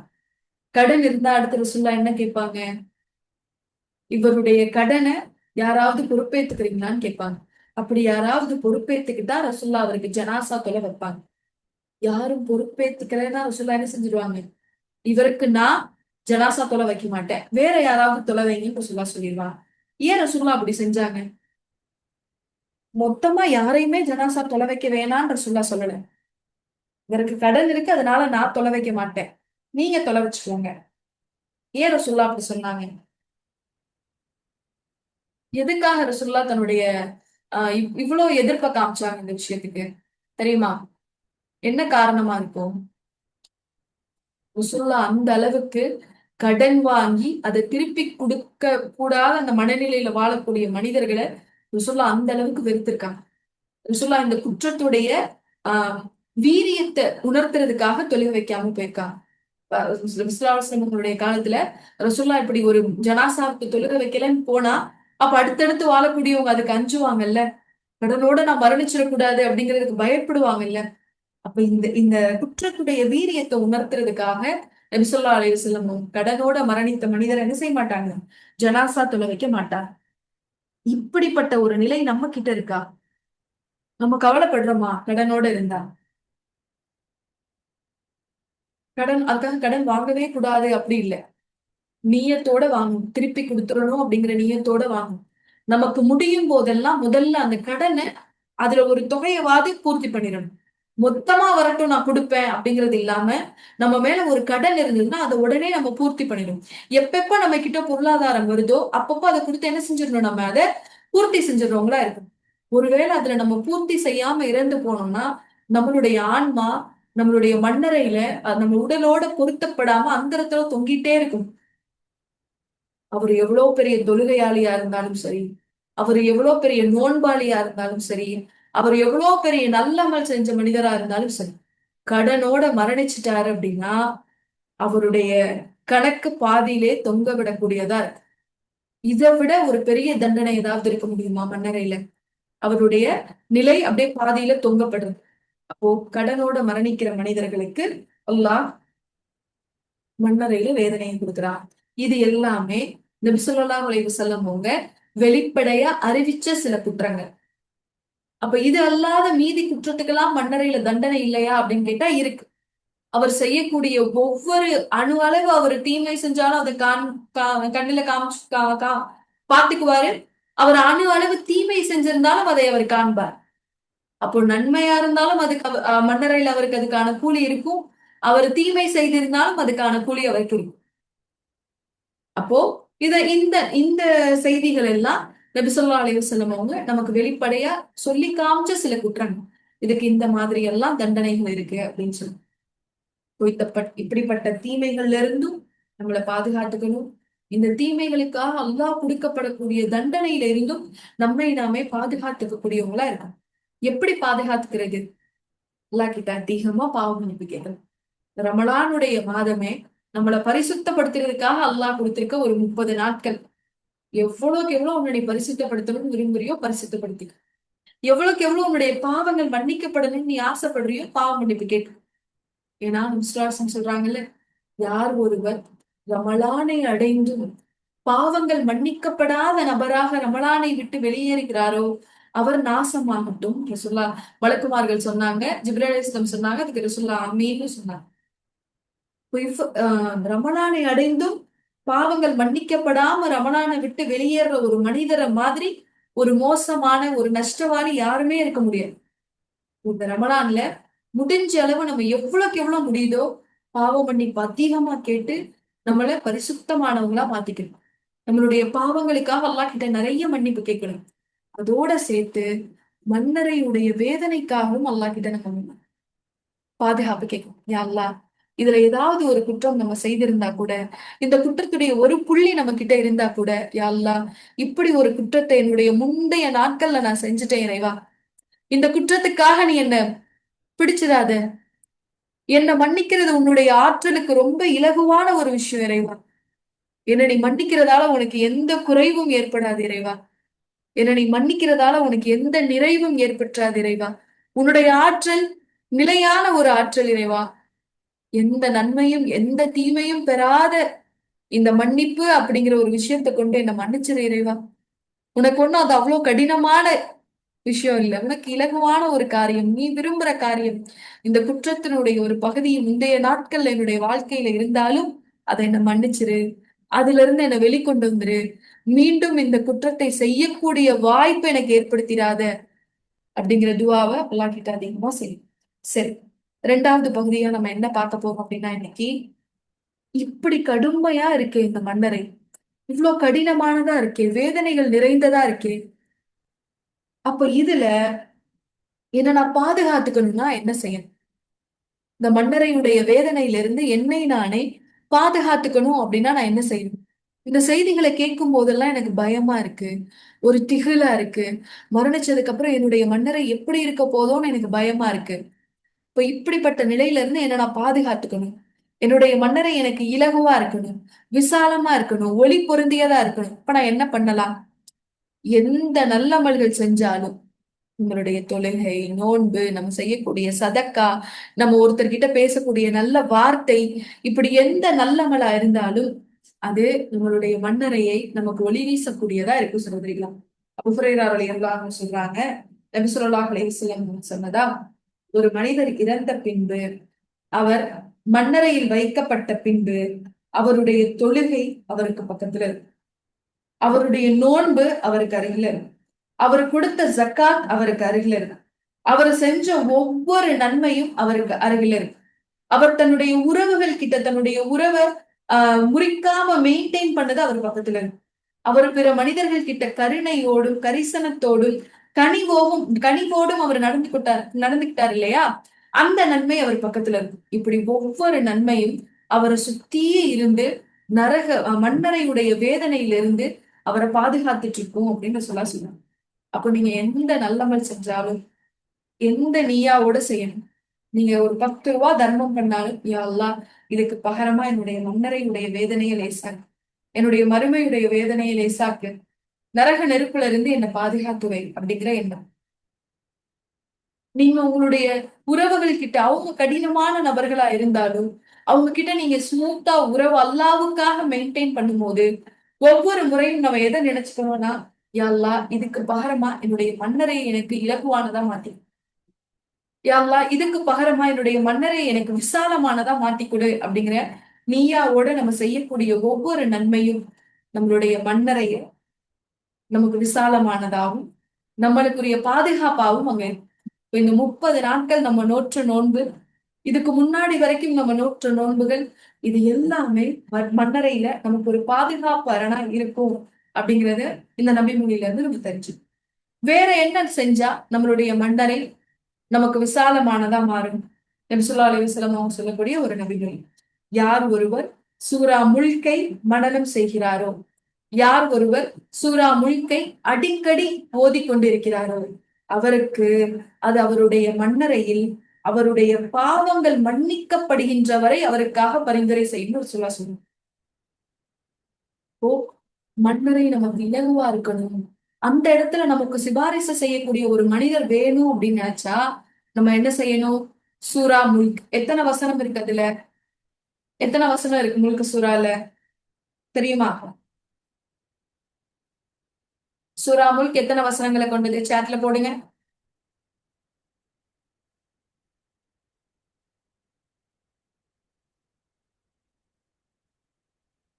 ஆஹ் 30 வசனங்கள் கொண்ட இலகுவான ஒரு சூறா. அப்ப இந்த சூறாவை மனனம் பண்றதன் மூலமா அது நம்மளுடைய மன்னரையை பாதுகாக்கும்ன்ற சூறா சொல்லு. அப்ப இத மனனம் பண்ணக்கூடியவங்களா இருக்கணும். மனனம் அப்படிங்கிறது வெறுமன மனனம் இல்லை. எங்கெல்லாம் குர்ஆனுடைய வசனங்களுக்கும் அதனுடைய சிறப்புகள் சொல்லப்படுதோ அதை மனனம் பண்றது, அர்த்தத்தை உணர்றது, அது நம்மளுடைய வாழ்க்கையில பிரதிபலிக்கிறது. இன்ஷா அல்லாஹ். இப்போ இந்த ரமலான் முடிய இன்னும் ஒரு 5 நாட்கள் இருக்கா? 4-5 நாட்கள் இருக்கா? இத ஒரு குறிக்கோளா நம்ம எடுத்துக்கலாமா? மனனம் பண்ணல அப்படின்னா இத மனனம் பண்றத ஒரு இலக்கா எடுத்துக்கலாமா? 30 வசனங்கள் தான், இலகுவான வசனங்கள் தான். இன்ஷா அல்லாஹ். அப்போ சூரா முல்க நம்ம மனனம் பண்றது நம்மளுடைய மன்னரைய நமக்கு இலகுவாக்கி கொடுக்குது. அல்லாஹ் கிட்ட நமக்காக நம்ம பாவங்கள் மன்னிக்கப்படுற வரைக்கும் அது பரிந்துரை செய்யுது. சரி, அடுத்ததா வேற எந்த அமல் செய்யறதால நம்மளுடைய மன்னரை நமக்கு இலகுவானதா இருக்கும், அதுல இருக்கக்கூடிய வேதனைகள் குறைக்கப்படும் அப்படின்னு பாத்தீங்கன்னா, துவாக்கள் கேட்குது. மன்னரையில நம்மளுடைய வேதனைகள் குறைக்கப்படணும் அப்படிங்கிறதுக்காக மன்னரை அடையிறதுக்கு முன்பாகவே துவாக்கள் கேட்கிறார். என்ன துவா கேட்கலாம்? சஅத் இப்னு அபீ வக்காஸ் ரலியல்லாஹு அன்ஹு அறிவிக்கிறாங்க, அவங்களுடைய பிள்ளைகள் கிட்ட சொல்றாங்க, நபி ஸல்லல்லாஹு அலைஹி வஸல்லம் எங்களுக்கு ஒரு துவாவை கற்றுக் கொடுத்தாங்க. ஒரு ஆசிரியர் தன்னுடைய மாணவர்களுக்கு கற்றுக் கொடுப்பது போல கற்றுக் கொடுத்தாங்க. அந்த துவா மன்னரையிலிருந்து பாதுகாப்பு பெறுறதுக்காக ரசூலுல்லாஹி கற்றுக் கொடுத்தாங்க. அதை ஒவ்வொரு தொழுகைக்கு பின்பும் நாங்க ஓதுவோம் அப்படின்னு சொல்லிட்டு அவர் சொல்றாரு. என்னுடைய 50 வருட வாழ்நாள்ல இந்த துவாவை நான் ஓதிட்டேன். அதுல ஏதாவது ஒண்ணு அங்கீகரிச்சுட்டா கூட என்னுடைய மன்னரையுடைய வேதனையில இருந்து நான் பாதுகாப்பு பெற்றுவேன். அப்படிப்பட்ட ஒரு துவா. அது என்ன துவா? அல்லாஹும்ம இன்னி அஊது பிக மினல் அஜ்ஸி வல் கஸ்லி வல் ஜுபுனி வல் ஹர்மி வல் புஹ்லி வ அதாபில் கப்ரி வ ஃபித்னத்தில் மஹ்யா வல் மமாத். இறைவா, இயலாமையிலிருந்தும் சோம்பலிலிருந்தும் கோழைத்தனத்திலிருந்தும் முதுமையிலிருந்தும் கஞ்சத்தனத்திலிருந்தும் மன்னரையின் வேதனையிலிருந்தும் வாழ்வு மற்றும் மரணத்தில் ஏற்படும் சோதனைகளிலிருந்தும் உன்னிடம் பாதுகாவல் தேடுகிறேன் அப்படிங்கிற இந்த துவாவை தான் நபி ஸல்லல்லாஹு அலைஹி வஸல்லம் அவங்க கற்றுக் கொடுக்குறாங்க. இப்ப இந்த துவாவை அதிகமா நம்ம கேட்பதின் மூலமா ஒவ்வொரு தொழுகைக்கு பின்னாடி எப்படி நம்ம ஆயத்துல் குர்சி ஓதுறோமோ அதே போல இந்த துவாவையும் நம்ம மனனம் பண்ணி நம்மளுடைய மன்னரையுடைய பாதுகாப்புக்காக இதை கேட்கக்கூடியவங்களா இருப்போம் இன்ஷா அல்லாஹ். எந்த எண்ணத்தோட? யா அல்லாஹ், உன்னுடைய மன்னரையை எங்களுக்கு விசாலமானதா ஆக்கி சுவனத்துடைய பூங்கால ஒரு பூங்காவா எங்களுடைய மன்னரையை ஆக்கிவை அப்படிங்கிற எண்ணத்தோட இந்த பிரார்த்தனையை அல்லாஹ் கிட்ட கேட்கக்கூடியவங்களா இருக்கும் இன்ஷா அல்லாஹ். அப்போ இந்த மாதிரியான செயல்கள் எல்லாம் நம்மளுடைய மன்னரையை நமக்கு விசாலமா ஆக்கிவிடும். நம்ம செய்யக்கூடிய ஒவ்வொரு நல்லமல், சூரா முல்க், இதெல்லாம் ரசூலுல்லாஹ் தனிப்பட்ட முறையில அறிவிச்ச சில விஷயங்கள், துவாக்கள். சரி, இதெல்லாம் நம்மளுடைய மன்னரைய இலகுவாக்கக்கூடிய அமல்கள். மூன்றாவதா நம்ம என்ன பார்க்க போறோம்னா, நான் இறந்து போயிட்டேன், நான் இறந்து போயிட்டேன், நான் கம்மியான நல்லமல் தான் செஞ்சிருக்கேன், நான் மரணிச்சுட்டேன். ஆனா நான் மரணிச்சதுக்கு அப்புறமும் எனக்கு நன்மைகள் தொடர்ந்துட்டே இருக்கணும். நான் இல்லாட்டியும் கூட எனக்கான நன்மைகள் எனக்கு சேர்ந்துட்டே இருக்கணும். அதன் மூலமா என்னுடைய மன்னரையில எனக்கான பாதுகாப்பு அதிகரிச்சுட்டே இருக்கணும் அப்படின்னு ஆசைப்பட்டா என்ன பண்ணலாம்? என்ன பண்ணலாம்? நபி ஸல்லல்லாஹு அலைஹி வஸல்லம் சொல்றாங்கல்ல, ஒரு மனிதர் இறந்த பின்பு, ஒரு மனிதர் இறந்த பின்பு அவருடைய அமல்களுக்கும் அவருக்குமான தொடர்பு துண்டிக்கப்பட்டது. ஏன்னா நம்ம மௌத்தானதுக்கு அப்புறம் தொழ முடியாது. நம்ம மௌத்தானதுக்கு அப்புறம் நோன்பு வைக்க முடியாது. நம்ம ஜனாசாவா படுத்திருக்கும் போது சதக்கா செய்ய முடியாது. அப்ப என்ன பண்ணலாம்? நான் இறந்து போனாலும் எனக்கு நன்மை வரணும், என்ன பண்ணலாம்? அதுக்குதான் ரசூலுல்லாஹ் சொல்றாங்க, நீங்க இறந்து போயிட்டீங்கன்னா உங்களுக்கும் உங்களுடைய அமல்களுக்குமான தொடர்பு கட்டாயம். ஆனா சில அமல்கள் மட்டும் உங்களை பின்தொடர்ந்து வந்துகிட்டே இருக்கும்னு ரசூலுல்லாஹ் சொல்றாங்க. அதுல ஒண்ணு என்னன்னா சதக்கா ஜாரியா. சதக்கத்துல் ஜாரியா, நிலையான தர்மம். நிலையான தர்மம்னா என்ன? நம்ம ஒரு விஷயத்த செஞ்சு கொடுக்கிறோம், அதுக்கான பயன்பாடு நம்ம இல்லாததுக்கு அப்புறமும் அவங்களுக்கு நடந்துகிட்டே இருக்கு. அப்ப அதை அந்த மனிதர்கள் பயன்படுத்துற வரைக்கும் நமக்கு நன்மை வரும். சதக்கா ஜாரியால என்னென்னலாம் வரும்? ஒருத்தருக்கு நீங்க கல்வி கொடுக்கிறது சதக்கா ஜாரியா. ஒருத்தருக்கு நீங்க வருமானம் தரக்கூடிய ஒரு தொழிலை ஏற்பாடு பண்ணி கொடுக்கிறது சதக்கா ஜாரியா. ஒரு மரம் நடுவது சதக்கா ஜாரியா. ஒரு கிணறு வெட்டி கொடுக்கிறது ஒரு சதக்கா ஜாரியா. இப்படி ஒரு பொருளை நீங்க கொடுக்குறீங்க, அந்த பொருள் மக்களுக்கு பயன்படுற காலம் வரைக்கும் உங்களுக்கு என்ன செய்யும்? நன்மை சேர்ந்துகிட்டே இருக்கும். இப்ப இப்படிப்பட்ட தர்மங்களை நம்ம தேடி தேடி செய்யலாம். ஏதோ போற போக்குல ஒரு சதக்காவை செஞ்சுட்டு போயிடாம எப்படிப்பட்ட சதக்காவை செய்யலாம்? நம்ம நிலையா நமக்கு நன்மை தரக்கூடிய சதக்காக்கள் எது எது அப்படின்னு தேடி தேடி இன்வெஸ்ட் பண்ணலாம். இதெல்லாம் ஒரு இன்வெஸ்ட்மெண்ட் தானே. இப்ப எப்படி நம்ம நகை வாங்கி வைக்கிறதும் இடம் வாங்கி வைக்கிறதும் நமக்கு பின்னாடி பயன்படும் இன்வெஸ்ட்மெண்டா நம்ம செய்யறோம். அதே போல நன்மைகள்லையும் சதக்கா ஜாரியாவை தேடி செய்யணும். நிலையான நன்மைகளை தேடி செய்யணும். அப்போதான் நம்ம மரணிச்சதுக்கு அப்புறமும் நமக்காக யார் துவா செஞ்சாலும் பரவாயில்ல, நமக்காக யார் நமக்காக யார் தர்மம் செய்யறாங்களா செய்யலையான்றதை பத்தி நம்ம கவலைப்பட தேவையில்லை. நம்ம மரணிச்சு போகிறதுக்கு முன்னாடியே நமக்கு நிலையா வரக்கூடிய தர்மங்கள் ஏதாவது ஒண்ண செஞ்சுட்டு மரணிக்கக்கூடியவங்களா இருக்கணும். அடுத்தது ரெண்டாவது, நம்ம இறந்ததுக்கு அப்புறமும் நமக்கு நன்மை தரக்கூடிய விஷயம் என்னன்னா, நம்மனால பயனுள்ள கல்வியை யாராவது பெற்றுக்கிட்டாங்கன்னு வச்சுக்கோங்களேன், அந்த கல்வியை அவங்க பயன்படுத்துற காலம் வரைக்கும் நமக்கு நன்மை கிடைக்கும். இப்ப கல்வினா பெருசா எதுவும் நினைக்கிறேன்னா ப்ரொஃபசர் ஆகி காலேஜ்ல போய் பாடம் எடுத்து அப்படி இல்லை. நீங்க ஒருத்தருக்கு அழகிய முறையில தொழுகிறதுக்கு சொல்லி கொடுக்குறீங்கன்னு வச்சுக்கோங்களேன், அவர் தொழுகிற காலம் வரைக்கும் நமக்கு அந்த நன்மை வரும். நீங்க ஒருத்தருக்கு அழகிய முறையில குரான் ஓத கத்துக் கொடுக்குறீங்கன்னு வச்சுக்கோங்க, அவர் குரான் ஓதுற காலம் வரைக்கும் உங்களுக்கு அதுல நன்மை வரும். நீங்க ஒருத்தருக்கு ஒரு தவறுல இருந்து அவரை வெளியே கொண்டு வர்றதுக்கு ஒரு காரணமா இருந்துட்டீங்கன்னு வச்சுக்கோங்களேன், ஒரு தவறு செய்யறாங்க, இந்த தவறோடைய கடினத்தை அவங்களுக்கு எச்சரிச்சு இந்த தவறை நீங்க செய்யாதீங்கன்னு சொல்லி அவங்களுக்கு அதை பத்தின ஒரு அறிவை கொடுத்து அந்த தவறுல இருந்து அவங்களை நம்ம விலக்கி வச்சிட்டோம்னு வச்சுக்கோங்களேன், அந்த தவறு அவங்க விலகினதுக்கான நன்மை அவங்க அதுல விலகி இருக்கிற காலம் வரைக்கும் நமக்கு வந்துகிட்டே இருக்கும். அதுல நமக்கு ஒரு அவங்களுக்கு ஒரு நம்ம ஒரு அதுல ஒரு கற்றல் கொடுத்துட்டோம்ல, ஒரு தெளிவை கொடுத்துட்டோம்ல. அப்போ நம்ம யாருக்காவது பயன்பெறக்கூடிய கல்வியை கொடுத்துட்டு போயிருந்தோம்னு வச்சுக்கோங்களேன், அதுல இருந்து நமக்கு நிலையான தர்மம் வந்துட்டே இருக்கும். நம்ம மரணிச்சாலும் வந்துட்டே இருக்கும். யோசிச்சு பாருங்க. இதை யோசிச்சு பார்த்தோம் அப்படின்னா அண்டை வீட்டாருக்கு இஸ்லாத்தை சொல்றதுல நம்ம தயங்க மாட்டோம். மார்க்கம் இல்லாத இறை நிராகரிப்பில் இருக்கக்கூடிய நம்மளுடைய நண்பர்களுக்கு மார்க்கத்தை சொல்றதுல நம்ம வெட்கப்பட மாட்டோம். ஏன்னா இது நமக்கு சதக்கா. ஒருவேளை நம்ம சொல்றதால அவங்க நல்வழிக்கு அடைஞ்சா, ஒரு நல்வழி அடைந்தா அது நமக்கு நன்மை இல்லையா அப்படிங்கிற எண்ணத்தோட இருக்கும்போது மார்க்கத்தை சொல்றதுக்கு நம்ம எந்த இடத்துலயும் கூச்சப்படணும். நம்ம ஒரு அழைப்பு பணி செய்யறோம், நம்ம தாவா செய்யறோம், இல்ல நம்ம எங்கேயாவது பாடம் கத்துக் கொடுக்கக்கூடிய ஒரு நிர்பந்தத்துல இருக்கோம் அப்படின்னா எந்த எண்ணத்தோட நம்ம இந்த பணியை செய்யக்கூடாது? நான் செஞ்சா நல்லா இருக்கும், இவங்க பேசினா நல்லா இருக்கும், இவங்க சொன்னா நல்லா இருக்கும், அந்த எண்ணம் நமக்குள்ள இருந்துடக்கூடாது. மாறா எந்த எண்ணம் இருக்கணும்? சொல்றது என்னுடைய கடமை, இந்த வார்த்தையை என்னுடைய நாவுகள்ல வைக்கிறது அல்லாஹ்வுடைய ஏற்பாடு, இதை நான் சொல்றேன், அவங்க அதை பின்பற்றணும் அப்படிங்கிற ஏக்கத்தோட அதை அவங்க கிட்ட நம்ம சொல்லணும். அவங்க பின்பற்றதன் மூலியமா அல்லாஹ் எனக்கு நிலையான தர்மத்தை கொடு அப்படிங்கிற ஆர்வத்தோட அந்த செயலை செய்யக்கூடியவங்களா இருக்கு. சரி, மூணாவதா, நம்ம மரணித்த பின்பும் நமக்கு நன்மையை சேர்த்து தரக்கூடிய ஒரு அமல் என்ன அப்படின்னா, நமக்காக துவா செய்யக்கூடிய சாலிகான குழந்தைகள். இன்ஷால்லா இன்னொரு 5 மினிட்ஸ் முடிச்சிடுறேன். நமக்காக துவா செய்யக்கூடிய சாலிகான பிள்ளைகள். இப்படிப்பட்ட பிள்ளைகளை நம்ம வளர்த்து வச்சிருக்கோமா? நம்ம பக்கத்துலதான் பிள்ளைகள் இருப்பாங்க பாருங்க, அப்படிப்பட்ட பிள்ளைகள் நம்ம வளர்த்திருக்கோமா, உருவாக்கி இருக்கோமா? நம்ம மரணிச்சதுக்கு பின்பும் நமக்காக துவா செய்யக்கூடிய சாலிகான பிள்ளைகளை நம்ம உருவாக்கியிருக்கோமா? அதுக்காக நம்மளுடைய வாழ்நாள்ல செலவு பண்ணிருக்கோமா? யோசிச்சு பாருங்க. பிள்ளைங்களுடைய வருங்காலம் நல்லா இருக்கணுங்கிறதுக்காக ஓடி ஓடி உழைக்கிறோம்.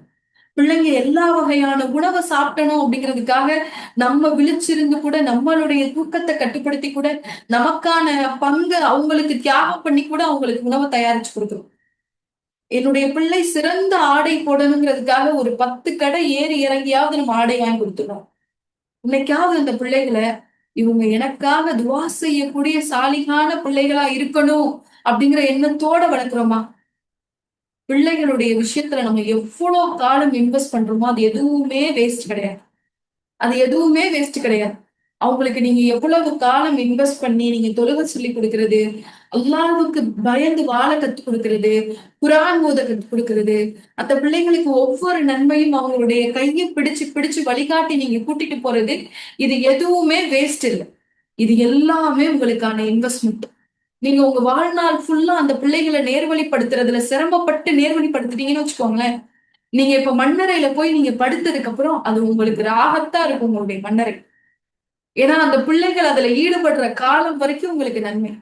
அந்த பிள்ளைகள் உங்களுக்காக துவா செய்யற காலம் வரைக்கும் உங்களுக்கு நன்மை. அந்த பிள்ளைங்க ஒவ்வொரு முறையும் அவங்க அல்லாஹ் கிட்ட நெருங்கும் போதெல்லாம் உணர்வாங்கல்ல, என்னுடைய தாய் தந்தை மூலமா தான் அல்லாஹ் உன்னை நெருங்கக்கூடிய வாய்ப்பு எனக்கு கிடைச்சிச்சு. என்னுடைய தாய் தந்தையுடைய வளர்ப்பின் மூலமா தான் எனக்கு இந்த பாக்கியம் கிடைச்சிச்சு. நான் இன்னைக்கு ஒரு சாலிகான ஒரு மனிதனா இருக்கேன். நான் இன்னைக்கு தவக்கல் உள்ள ஒரு மனிதனா இருக்கேன். நான் இன்னைக்கு முத்தகீங்களுக்கு இமாமா இருக்கேன். இது எல்லாம் என்னுடைய பெற்றோருடைய உழைப்பு அப்படின்னு அந்த பிள்ளைங்க உணரும் போது நமக்கான துவாவா அது மாறும். அப்ப அவங்க அப்படி துவா செய்யற காலம் வரைக்கும் நம்மளுடைய மண்ணறையில நம்ம இலகுவா ரொம்ப நிம்மதியா உறங்கிக்கிட்டே இருக்கலாம் சகோதரிகளா. இப்ப இப்படி எண்ணத்தோட பிள்ளைங்களை வளர்க்க ஆரம்பிக்கும். என்ன படிக்க வைக்கலாம், வருங்காலத்துல அவங்க என்ன மாதிரி நமக்கு உறுதுணையா இருப்பாங்க பொருளாதார ரீதியா அப்படிங்கிறத மட்டும் கவனம் செலுத்தாம, என் பிள்ளை நான் மரணிச்சதுக்கு அப்புறம் எனக்காக துவா செய்யக்கூடிய பிள்ளையா இருக்குமா, எனக்கு அப்புறமும் தொழுகையை நிலைநிறுத்தக்கூடிய பிள்ளையா இருக்குமா, எனக்கு அப்புறமும் தான தர்மங்கள்ல நிலைத்திருக்கக்கூடிய பிள்ளையா என்னுடைய குழந்தை இருக்குமா அப்படிங்கிறத யோசிச்சு அந்த பாதையில அவங்களை கொண்டு செலுத்தக்கூடிய பெற்றோர்களா இருக்கு. கடினம்தான், கஷ்டம்தான். எல்லா குழந்தைகளும் ஒரே மாதிரி நேர்வழி பெற்ற மாட்டாங்க. 4 குழந்தைகள் இருந்தா ஒவ்வொருத்தரும் ஒவ்வொரு மாதிரி இருப்பாங்க. அப்போ எந்த ஒரு குழந்தை சிரமமா இருந்தாலும் அதை விட்டுறாம தொடர்ந்து முயற்சி செஞ்சுக்கிட்டே இருக்கணும். அதெல்லாம் நம்மளுக்கான இன்வெஸ்ட்மெண்ட் நினைக்கணும். நம்ம சொன்ன பேச்சு கேட்கலையே நினைச்சீங்கன்னா கோவம் வரும். ஆனா எப்படி நினைக்கணும், இது என்னோட இன்வெஸ்ட்மெண்ட், என்னுடைய மன்னரைக்கான இன்வெஸ்ட்மெண்ட். அப்ப அதை நான் சும்மா விடுவேனா? அது சரிப்பட்டு வரணுங்கிறதுக்காக அதை விட்டுறலாமா? முயற்சி பண்ணிட்டே இருப்போம்ல. உலகத்துல ஒரு விஷயம் நமக்கு கிடைக்கலன்னா விட்டுருவோமா? மீண்டும் மீண்டும் முயற்சி பண்ணி அதை அடைஞ்சிருவோம்ல. அதே மாதிரி குழந்தைகள் நமக்கான சதக்கா ஜாரியா. அதை உடனே விட்டுறக்கூடாது.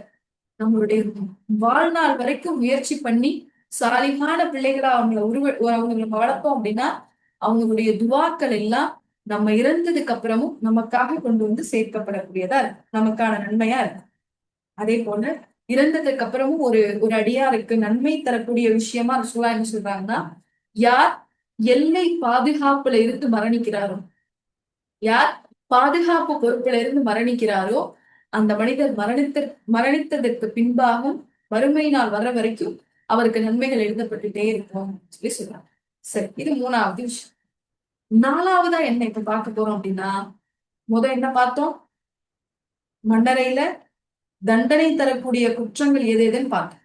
2வது என்ன பார்த்தோம், இந்த தண்டனை தரக்கூடிய விஷயங்கள்ல இருந்து நம்மளுடைய மன்னரையை பாதுகாத்துக்கணும்னா நம்ம என்னென்ன செய்யணும்ன்றத பார்த்தோம். 3வது என்ன பார்த்தோம், நம்ம மரணிச்சதுக்கு அப்புறமும் நமக்குடைய மன்னரை நமக்கு பாதுகாப்பா இருக்கணும்னா எந்தெந்த மாதிரியான அமல்கள் நம்ம செய்யணுங்கிறத பார்த்தோம். 4வது என்ன அப்படின்னா, நம்மளை விட்டு மரணிச்சு போன நம்மளுடைய பெற்றோர்கள் இருக்கலாம், நம்மளுடைய தாத்தா பாட்டி இருக்கலாம், இல்ல நம்மளுடைய உறவுகள் இருக்கலாம், இல்ல நம்மளுடைய கணவர் துணைகள் இருந்து போயிருந்திருக்கலாம். இப்படி நம்மை விட்டு இறந்து போன மனிதர்களுக்காக நம்ம என்ன செய்யறது, என்ன பண்ணலாம் அவங்களுக்கு? முதலாவதா அவங்களுக்காக அதிகமா நம்ம பாவ மன்னிப்பு கேட்கலாம், இஸ்திக்ஃபார் தேடலாம். இன்னைக்கு யாருக்கும் கணக்காக துவா செய்யறதுக்கு கூட நேரம் இல்லை. தொழுது முடிச்சுட்டு திக்கர் செஞ்சு துவா செஞ்சுட்டு போறதுக்கு கூட எல்லாரும் அவசரமா வாழ்ந்துட்டு இருக்கோம். நம்மளுடைய உறவுகள்ல இறந்து போனவங்க, நம்மளுடைய தாய் தகப்பனுக்காக நம்ம ஏதாவது செய்யணும், அவங்களுடைய மன்னரைய இலகுவாக்கணும் அப்படின்னு நம்ம விருப்பப்பட்டோம்னா அவங்களுக்காக நிறைய பாவ மன்னிப்பு தேடலாம். சொல்றாங்க, ஒரு அடியானுக்கு அவனுடைய மன்னரையுடைய அந்தஸ்து அப்படியே அவர் பார்க்கும்போது அப்படியே சொர்க்கத்துல உயர்ந்துட்டே இருக்கணும். அப்ப அந்த அடியான் கேட்பானா, நான் தான் மரணிச்சு வந்துட்டேனே, என்னுடைய சுவனத்துடைய அந்தஸ்து எப்படி உயர்ந்துகிட்டே இருக்கு அப்படின்னு. அப்போ அந்த அடியானுக்கு சொல்லப்படுமா, உனக்காக உன்னுடைய பிள்ளைகள் பாவ மன்னிப்பு தேடிட்டு இருக்காங்க அப்படின்னு சொல்லப்படும். இப்போ நம்மளுடைய பெற்றோருடைய மன்னரையோ இல்ல நம்மளுக்கு நெருக்கமானவர்களுடைய மன்னரையோ நம்ம இலகுவாக்கணும்னு நம்ம விருப்பப்பட்டோம்னா நம்ம அவங்களுக்காக அதிகமா இஸ்திக்ஃபார் செய்யணும். அவங்களுக்காக அதிகமா துஆ செய்யணும். இன்னும் ரசூலுல்லாஹி அலைஹி வஸல்லம் அவங்களுக்கு ஒரு பழக்கம் இருக்குது. என்னன்னா, ரசூல்லா மண்ணறையில அடக்கம் பண்ணி முடிச்சதுக்கு அப்புறமா என்ன செய்வாங்க அப்படின்னா, சஹாபாக்கள் கிட்ட சொல்லுவாங்க, இப்பதான் நீங்க அவங்களுக்காக துஆ செய்யணும், துஆ செய்யுங்க. அவங்களுடைய பாதங்களை உறுதியாக்கணும், துஆ செய்யுங்க அவங்களுக்காக அப்படின்னு ரசூலுல்லாஹ் சொல்லியிருக்காங்க. சரி, துஆ, பாவ மன்னிப்பு, இது ரெண்டும் அவங்களுக்காக நம்ம அதிகமா செய்யணும். அடுத்ததா அவங்களுக்காக நம்ம என்ன செய்யலாம் அப்படின்னா, அவங்க ஏதாவது வசியத் செஞ்சு வச்சிருந்தாங்க அப்படின்னா அதை நம்ம நிறைவேத்தி கொடுக்கலாம். அவங்களுக்கு ஏதாவது ஒரு கடமை இருந்தது, அவங்களுக்கு ஏதாவது ஒரு ரொட்டீன் இருந்தது, அவங்க தொடர்ந்து இதை செஞ்சுட்டு இருந்தாங்க அப்படின்னா அந்த இதை அவங்களுக்கு பகரமா இப்ப நம்ம செய்யலாம். அதான் வசியா, அதை நம்ம செய்யலாம். ரெண்டாவது, அவங்க ஆஹ் பார்த்து உறவாடிட்டு இருந்த உறவுகளோட நம்ம உறவாடலாம். இது குறிப்பா தாய் தந்தை இறந்து போயிட்டா அவங்களுக்கு நம்ம செய்ய வேண்டிய கடமைகள்ல இது அடங்கும். அவங்க நெருக்கமா உறவாடின உறவுகளோட நம்ம என்ன செய்யலாம், போய் உறவாடலாம். அவங்கள நம்ம கண்ணியப்படுத்தலாம். அப்படி கண்ணியப்படுத்துறதால என்ன நடக்கும்? அப்போ நம்ம அவங்கள போய் பார்த்து பேசும்போது அந்த பேச்சுல கண்டிப்பா இறந்து போன நம்மளுடைய தாய் தகப்பனுடைய பெயர் வரும். எங்களுடைய தாயும் தகப்பனும் வந்தாங்க, எங்களை டெய்லி பார்ப்பாங்க, எங்க கிட்ட நல்ல விதத்துல நடப்பாங்க அப்படின்னு பேசும்போது இறந்து போன மனிதரை பத்தின நல்ல விஷயங்கள் பேசப்படும்.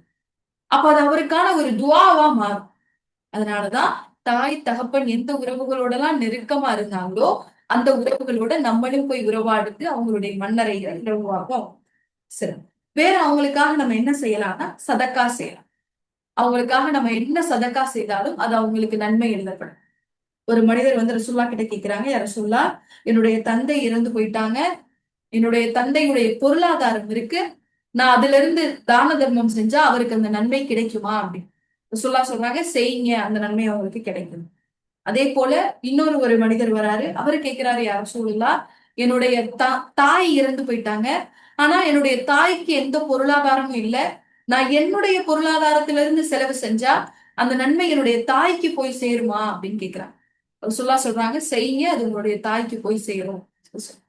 இன்னும் சஅத் இப்னு உபாதா அப்படிங்கிற சஹாபி வந்து கேக்குறாங்க, யார் ரசூலுல்லாஹ், என்னுடைய தாய் எனக்கு ரொம்ப அன்புக்குரியவங்க, அவங்க மரணிக்கும் போது நான் இங்க இல்ல, என்னுடைய தாய் மரணிச்சிட்டாங்க, நான் அவங்களுக்காக ஏதாவது செய்யணும்னு விருப்பப்படுறேன், என்ன செய்யலாம்? நான் இப்படி ஒரு தோட்டத்தை அவங்களுக்காக நான் சதக்கா செய்யணும்னு விருப்பப்படுறேன், செஞ்சா அந்த நன்மை அவங்களுக்கு கிடைக்குமா அப்படின்னு சொல்றாங்க, நீங்க செஞ்சீங்கன்னா அவங்களுக்கு அந்த சதக்காவுடைய நன்மை கிடைக்கும். அப்ப அவர் என்ன செய்யறாரு, மிஹ்ராப் அப்படின்னு பேர் உள்ள தன்னுடைய தோட்டத்துல ஒரு தோட்டத்தை எடுத்து கொடுத்துறாரு. அப்பையும் அவர் இன்னும் அவருக்கு அந்த அந்த ஏக்கம் தீரல. அப்ப என்ன திரும்ப வந்து கேட்கிறார், யார் சொல்லலாம், நான் இந்த ஒரு கிணறையும் நான் என்னுடைய தாய்க்காக சதக்கா செய்யணும்னு நினைக்கிறேன், ஒரு கிணறு வெட்டி கொடுக்கணும்னு நினைக்கிறேன், என்னுடைய பொருளாதாரத்துலதான், இந்த நன்மை என்னுடைய தாய்க்கு கிடைக்குமான்னு கேட்கிறேன். சொல்றாங்க, செய்யுங்க, இந்த நன்மை என்னுடைய தாய்க்கு கிடைக்கும். சரி, வேற என்ன செஞ்சா நம்மளை விட்டு இறந்து போன மனிதர்களுக்கு நன்மை கிடைக்கும் அப்படின்னு பாத்தீங்கன்னா, அவங்க ஏதாவது ஒரு நேர்ச்சை செஞ்சு வச்சிருந்தாங்கன்னா, அவங்க உம்ரா செய்யணும், ஹஜ் செய்யணும் அப்படிங்கிற ஏதாவது ஒரு நியத்தோட இருந்தாங்கன்னா அவங்களுக்கு பகரமா அந்த உம்ராவையும் ஹஜ்ஜையும் நம்ம நிறைவேற்றுவதன் மூலமா அவங்களுக்கு அந்த நன்மை கிடைக்கும். அதுக்கு முதல்ல ஹஜ், நம்மளுடைய கடமையான ஹஜ்ஜை நம்ம நிறைவேற்றிருக்கோம், நம்மளுடைய உம்ராவை நம்ம நிறைவேற்றி இருக்கோம். நிறைவேற்றி இருந்தா நம்ம என்ன பண்ணலாம், நம்மளுடைய தாயும் தந்தையும் நேர்ச்சை செஞ்சு வச்சிருந்தாங்க அப்படின்னா, நீயத்தோட உறுதியான நீயத்தோட இருந்தாங்க அப்படின்னா அவங்களுக்காக ஹஜ்ஜும் உம்ராவை நம்ம செய்யறதன் மூலமா அவங்களுக்கு அந்த நன்மை கொண்டு சேர்க்கப்படும். சரிங்களா? இதெல்லாம் தான் இறந்து போன மனிதர்களுக்கு, அவங்க இறை நிராகரிப்பாளரா இருந்தா அவங்களுக்காக நம்ம எந்த ஒரு விஷயத்தையுமே செய்ய முடியாது. நபி ஸல்லல்லாஹு அலைஹி வஸல்லம் உங்களால தன்னுடைய சிறிய தந்தைக்கு செய்ய முடிஞ்சுச்சா? தன்னுடைய சிறிய தந்தை இறை நிராகரிப்புல இருந்தாங்க,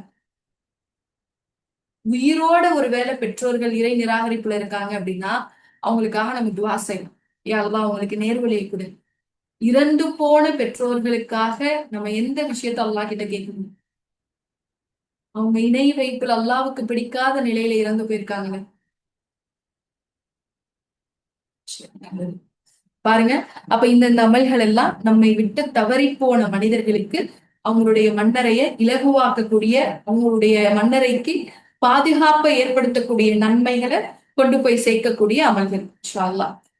அல்ஹம்துலில்லாஹ். அப்ப இன்னைக்கான இந்த உரையிலிருந்து நமக்கு உள்ள படிப்பினை, என்னென்ன குற்றங்கள் செய்யறதால நமக்கு கடுமையான தண்டனை இருக்குங்கிறத பார்த்தோம். எப்படிலாம் நம்மளுடைய மன்னரையை நம்ம பாதுகாத்துக்கலாம் அப்படிங்கிறத பத்தியும் பார்த்தோம். நபி ஸல்லல்லாஹு அலைஹி வஸல்லம் அவங்க சொன்னது போல மன்னரை ரெண்டு வகைதான். ஒண்ணு சுவனத்துடைய பூங்காக்கள்ல ஒரு பூங்கா, இன்னொன்னு நரகத்துடைய படுகுழியில ஒண்ணு. இது ரெண்டுல எதை தேர்ந்தெடுக்கிறோம் அப்படிங்கிறது நம்மளுடைய கைகள்ல தான் இருக்கு. நம்ம இவ்வளவு நேரம் பார்த்த இந்த செய்திகளை வச்சு ஒரு விஷயத்த நம்ம இலகுவா புரிஞ்சிருந்திருக்கலாம். என்ன? நன்மை செய்தோனா, நல்லடியார்களா இருந்தோனா, அல்லாஹ்வுடைய திருப்திக்காக ஒவ்வொரு நன்மையும் நம்ம செய்தோனா, நம்மளுடைய மன்னரை சுவனத்து பூங்கால ஒரு பூங்காவா இருக்கும். தீமைகளும் பாவங்களை மட்டும் செஞ்சு வாழ்ந்துட்டு இருந்தோம்னா, அல்லாஹ்வுடைய அதிருப்தியை பெற்ற நிலையில நம்ம மரணிச்சோம் அப்படின்னா, நம்மளுடைய மன்னரை நரகத்துடைய படுகொலியில ஒரு படுகொலியா இருக்கு. இப்ப இது ரெண்டுல எது அப்படிங்கிறதுக்கான வாய்ப்பெல்லாம் நம்மளுடைய கையில கொடுத்திருக்காங்க. நம்ம தான் இதை நம்ம இப்ப என்ன செய்ய போறோம்? தேர்வு செய்யக்கூடியவங்களா இருக்க போறோம். அப்போ நம்ம கையில கொடுக்கப்பட்ட இந்த வாய்ப்பை பாழ்படுத்திக்காம அது சரியான முறையில தேர்வு செஞ்சு நம்மளுடைய மன்னரையையும் மறுமையையும் இலகுவாக ஆக்கி கொள்ளக்கூடிய மனிதர்களாக அல்லாஹ் உங்களையும் என்னையும் ஆக்கி அருளணும் அப்படிங்கிற பிரார்த்தனையோடையும், நாளை மறுமையில் மிக உயர்ந்த சொர்க்கமான ஜன்னத்துல் ஃபிர்தௌஸ் எனும் சொர்க்கத்தில் நம்மை ஒன்று கூட்டக்கூடிய வாய்ப்பை அல்லாஹ் நமக்கு ஏற்படுத்தி கொடுக்கணும். நம்ம ஒன்று கூட்டக்கூடியவங்களா அங்க இருக்கணும் அப்படிங்கிற பிரார்த்தனையோடையும், நம்மளுடைய மன்னரையை இலகுவான முறையில தேர்ந்தெடுக்கக்கூடிய அமல்களை வாழும் காலங்கள்ல செய்யக்கூடிய வாய்ப்பை அல்லாஹ் நம் ஒவ்வொருவருக்கும் வழங்கணும் அப்படிங்கிற பிரார்த்தனையோடையும் இந்த நினைவூட்டலை நான் நிறைவு செய்கிறேன். வாஹிர தாவனா அல்ஹம்துலில்லாஹி ரப்பில் ஆலமீன். அஸ்ஸலாமு அலைக்கும் வரஹ்மத்துல்லாஹி வபரகாத்துஹு. இன்ஷா அல்லாஹ் நாளைக்கு என்ன பார்க்க போறோம் அப்படின்னா, 4வது கட்டம் முடிஞ்சிருச்சு. 5வது கட்டம் அப்ப என்ன? 5வது உலகம் இது மறுமை. அப்போ மறுமை அந்த உலகத்துல நம்ம ரூஹு பயணிக்கும் போது என்னென்ன விஷயத்தெல்லாம் எதிர்கொள்ளும், அங்க என்னென்ன விஷயங்கள்லாம் நடக்கும் அப்படிங்கிறத பத்தி இன்ஷா அல்லாஹ் நாளையில இருந்து பார்க்கலாம். ஃபரா ஒதிக்கலாமா? சுபஹானக அல்லாஹும்ம பிஹம்திக அஷ்ஹது அல்லா இலாஹ இல்லா அன்த அஸ்தக்ஃபிருக வ அத்தூபு இலைக். அஸ்ஸலாமு அலைக்கும் வரஹ்மத்துல்லாஹி வபரகாத்துஹு.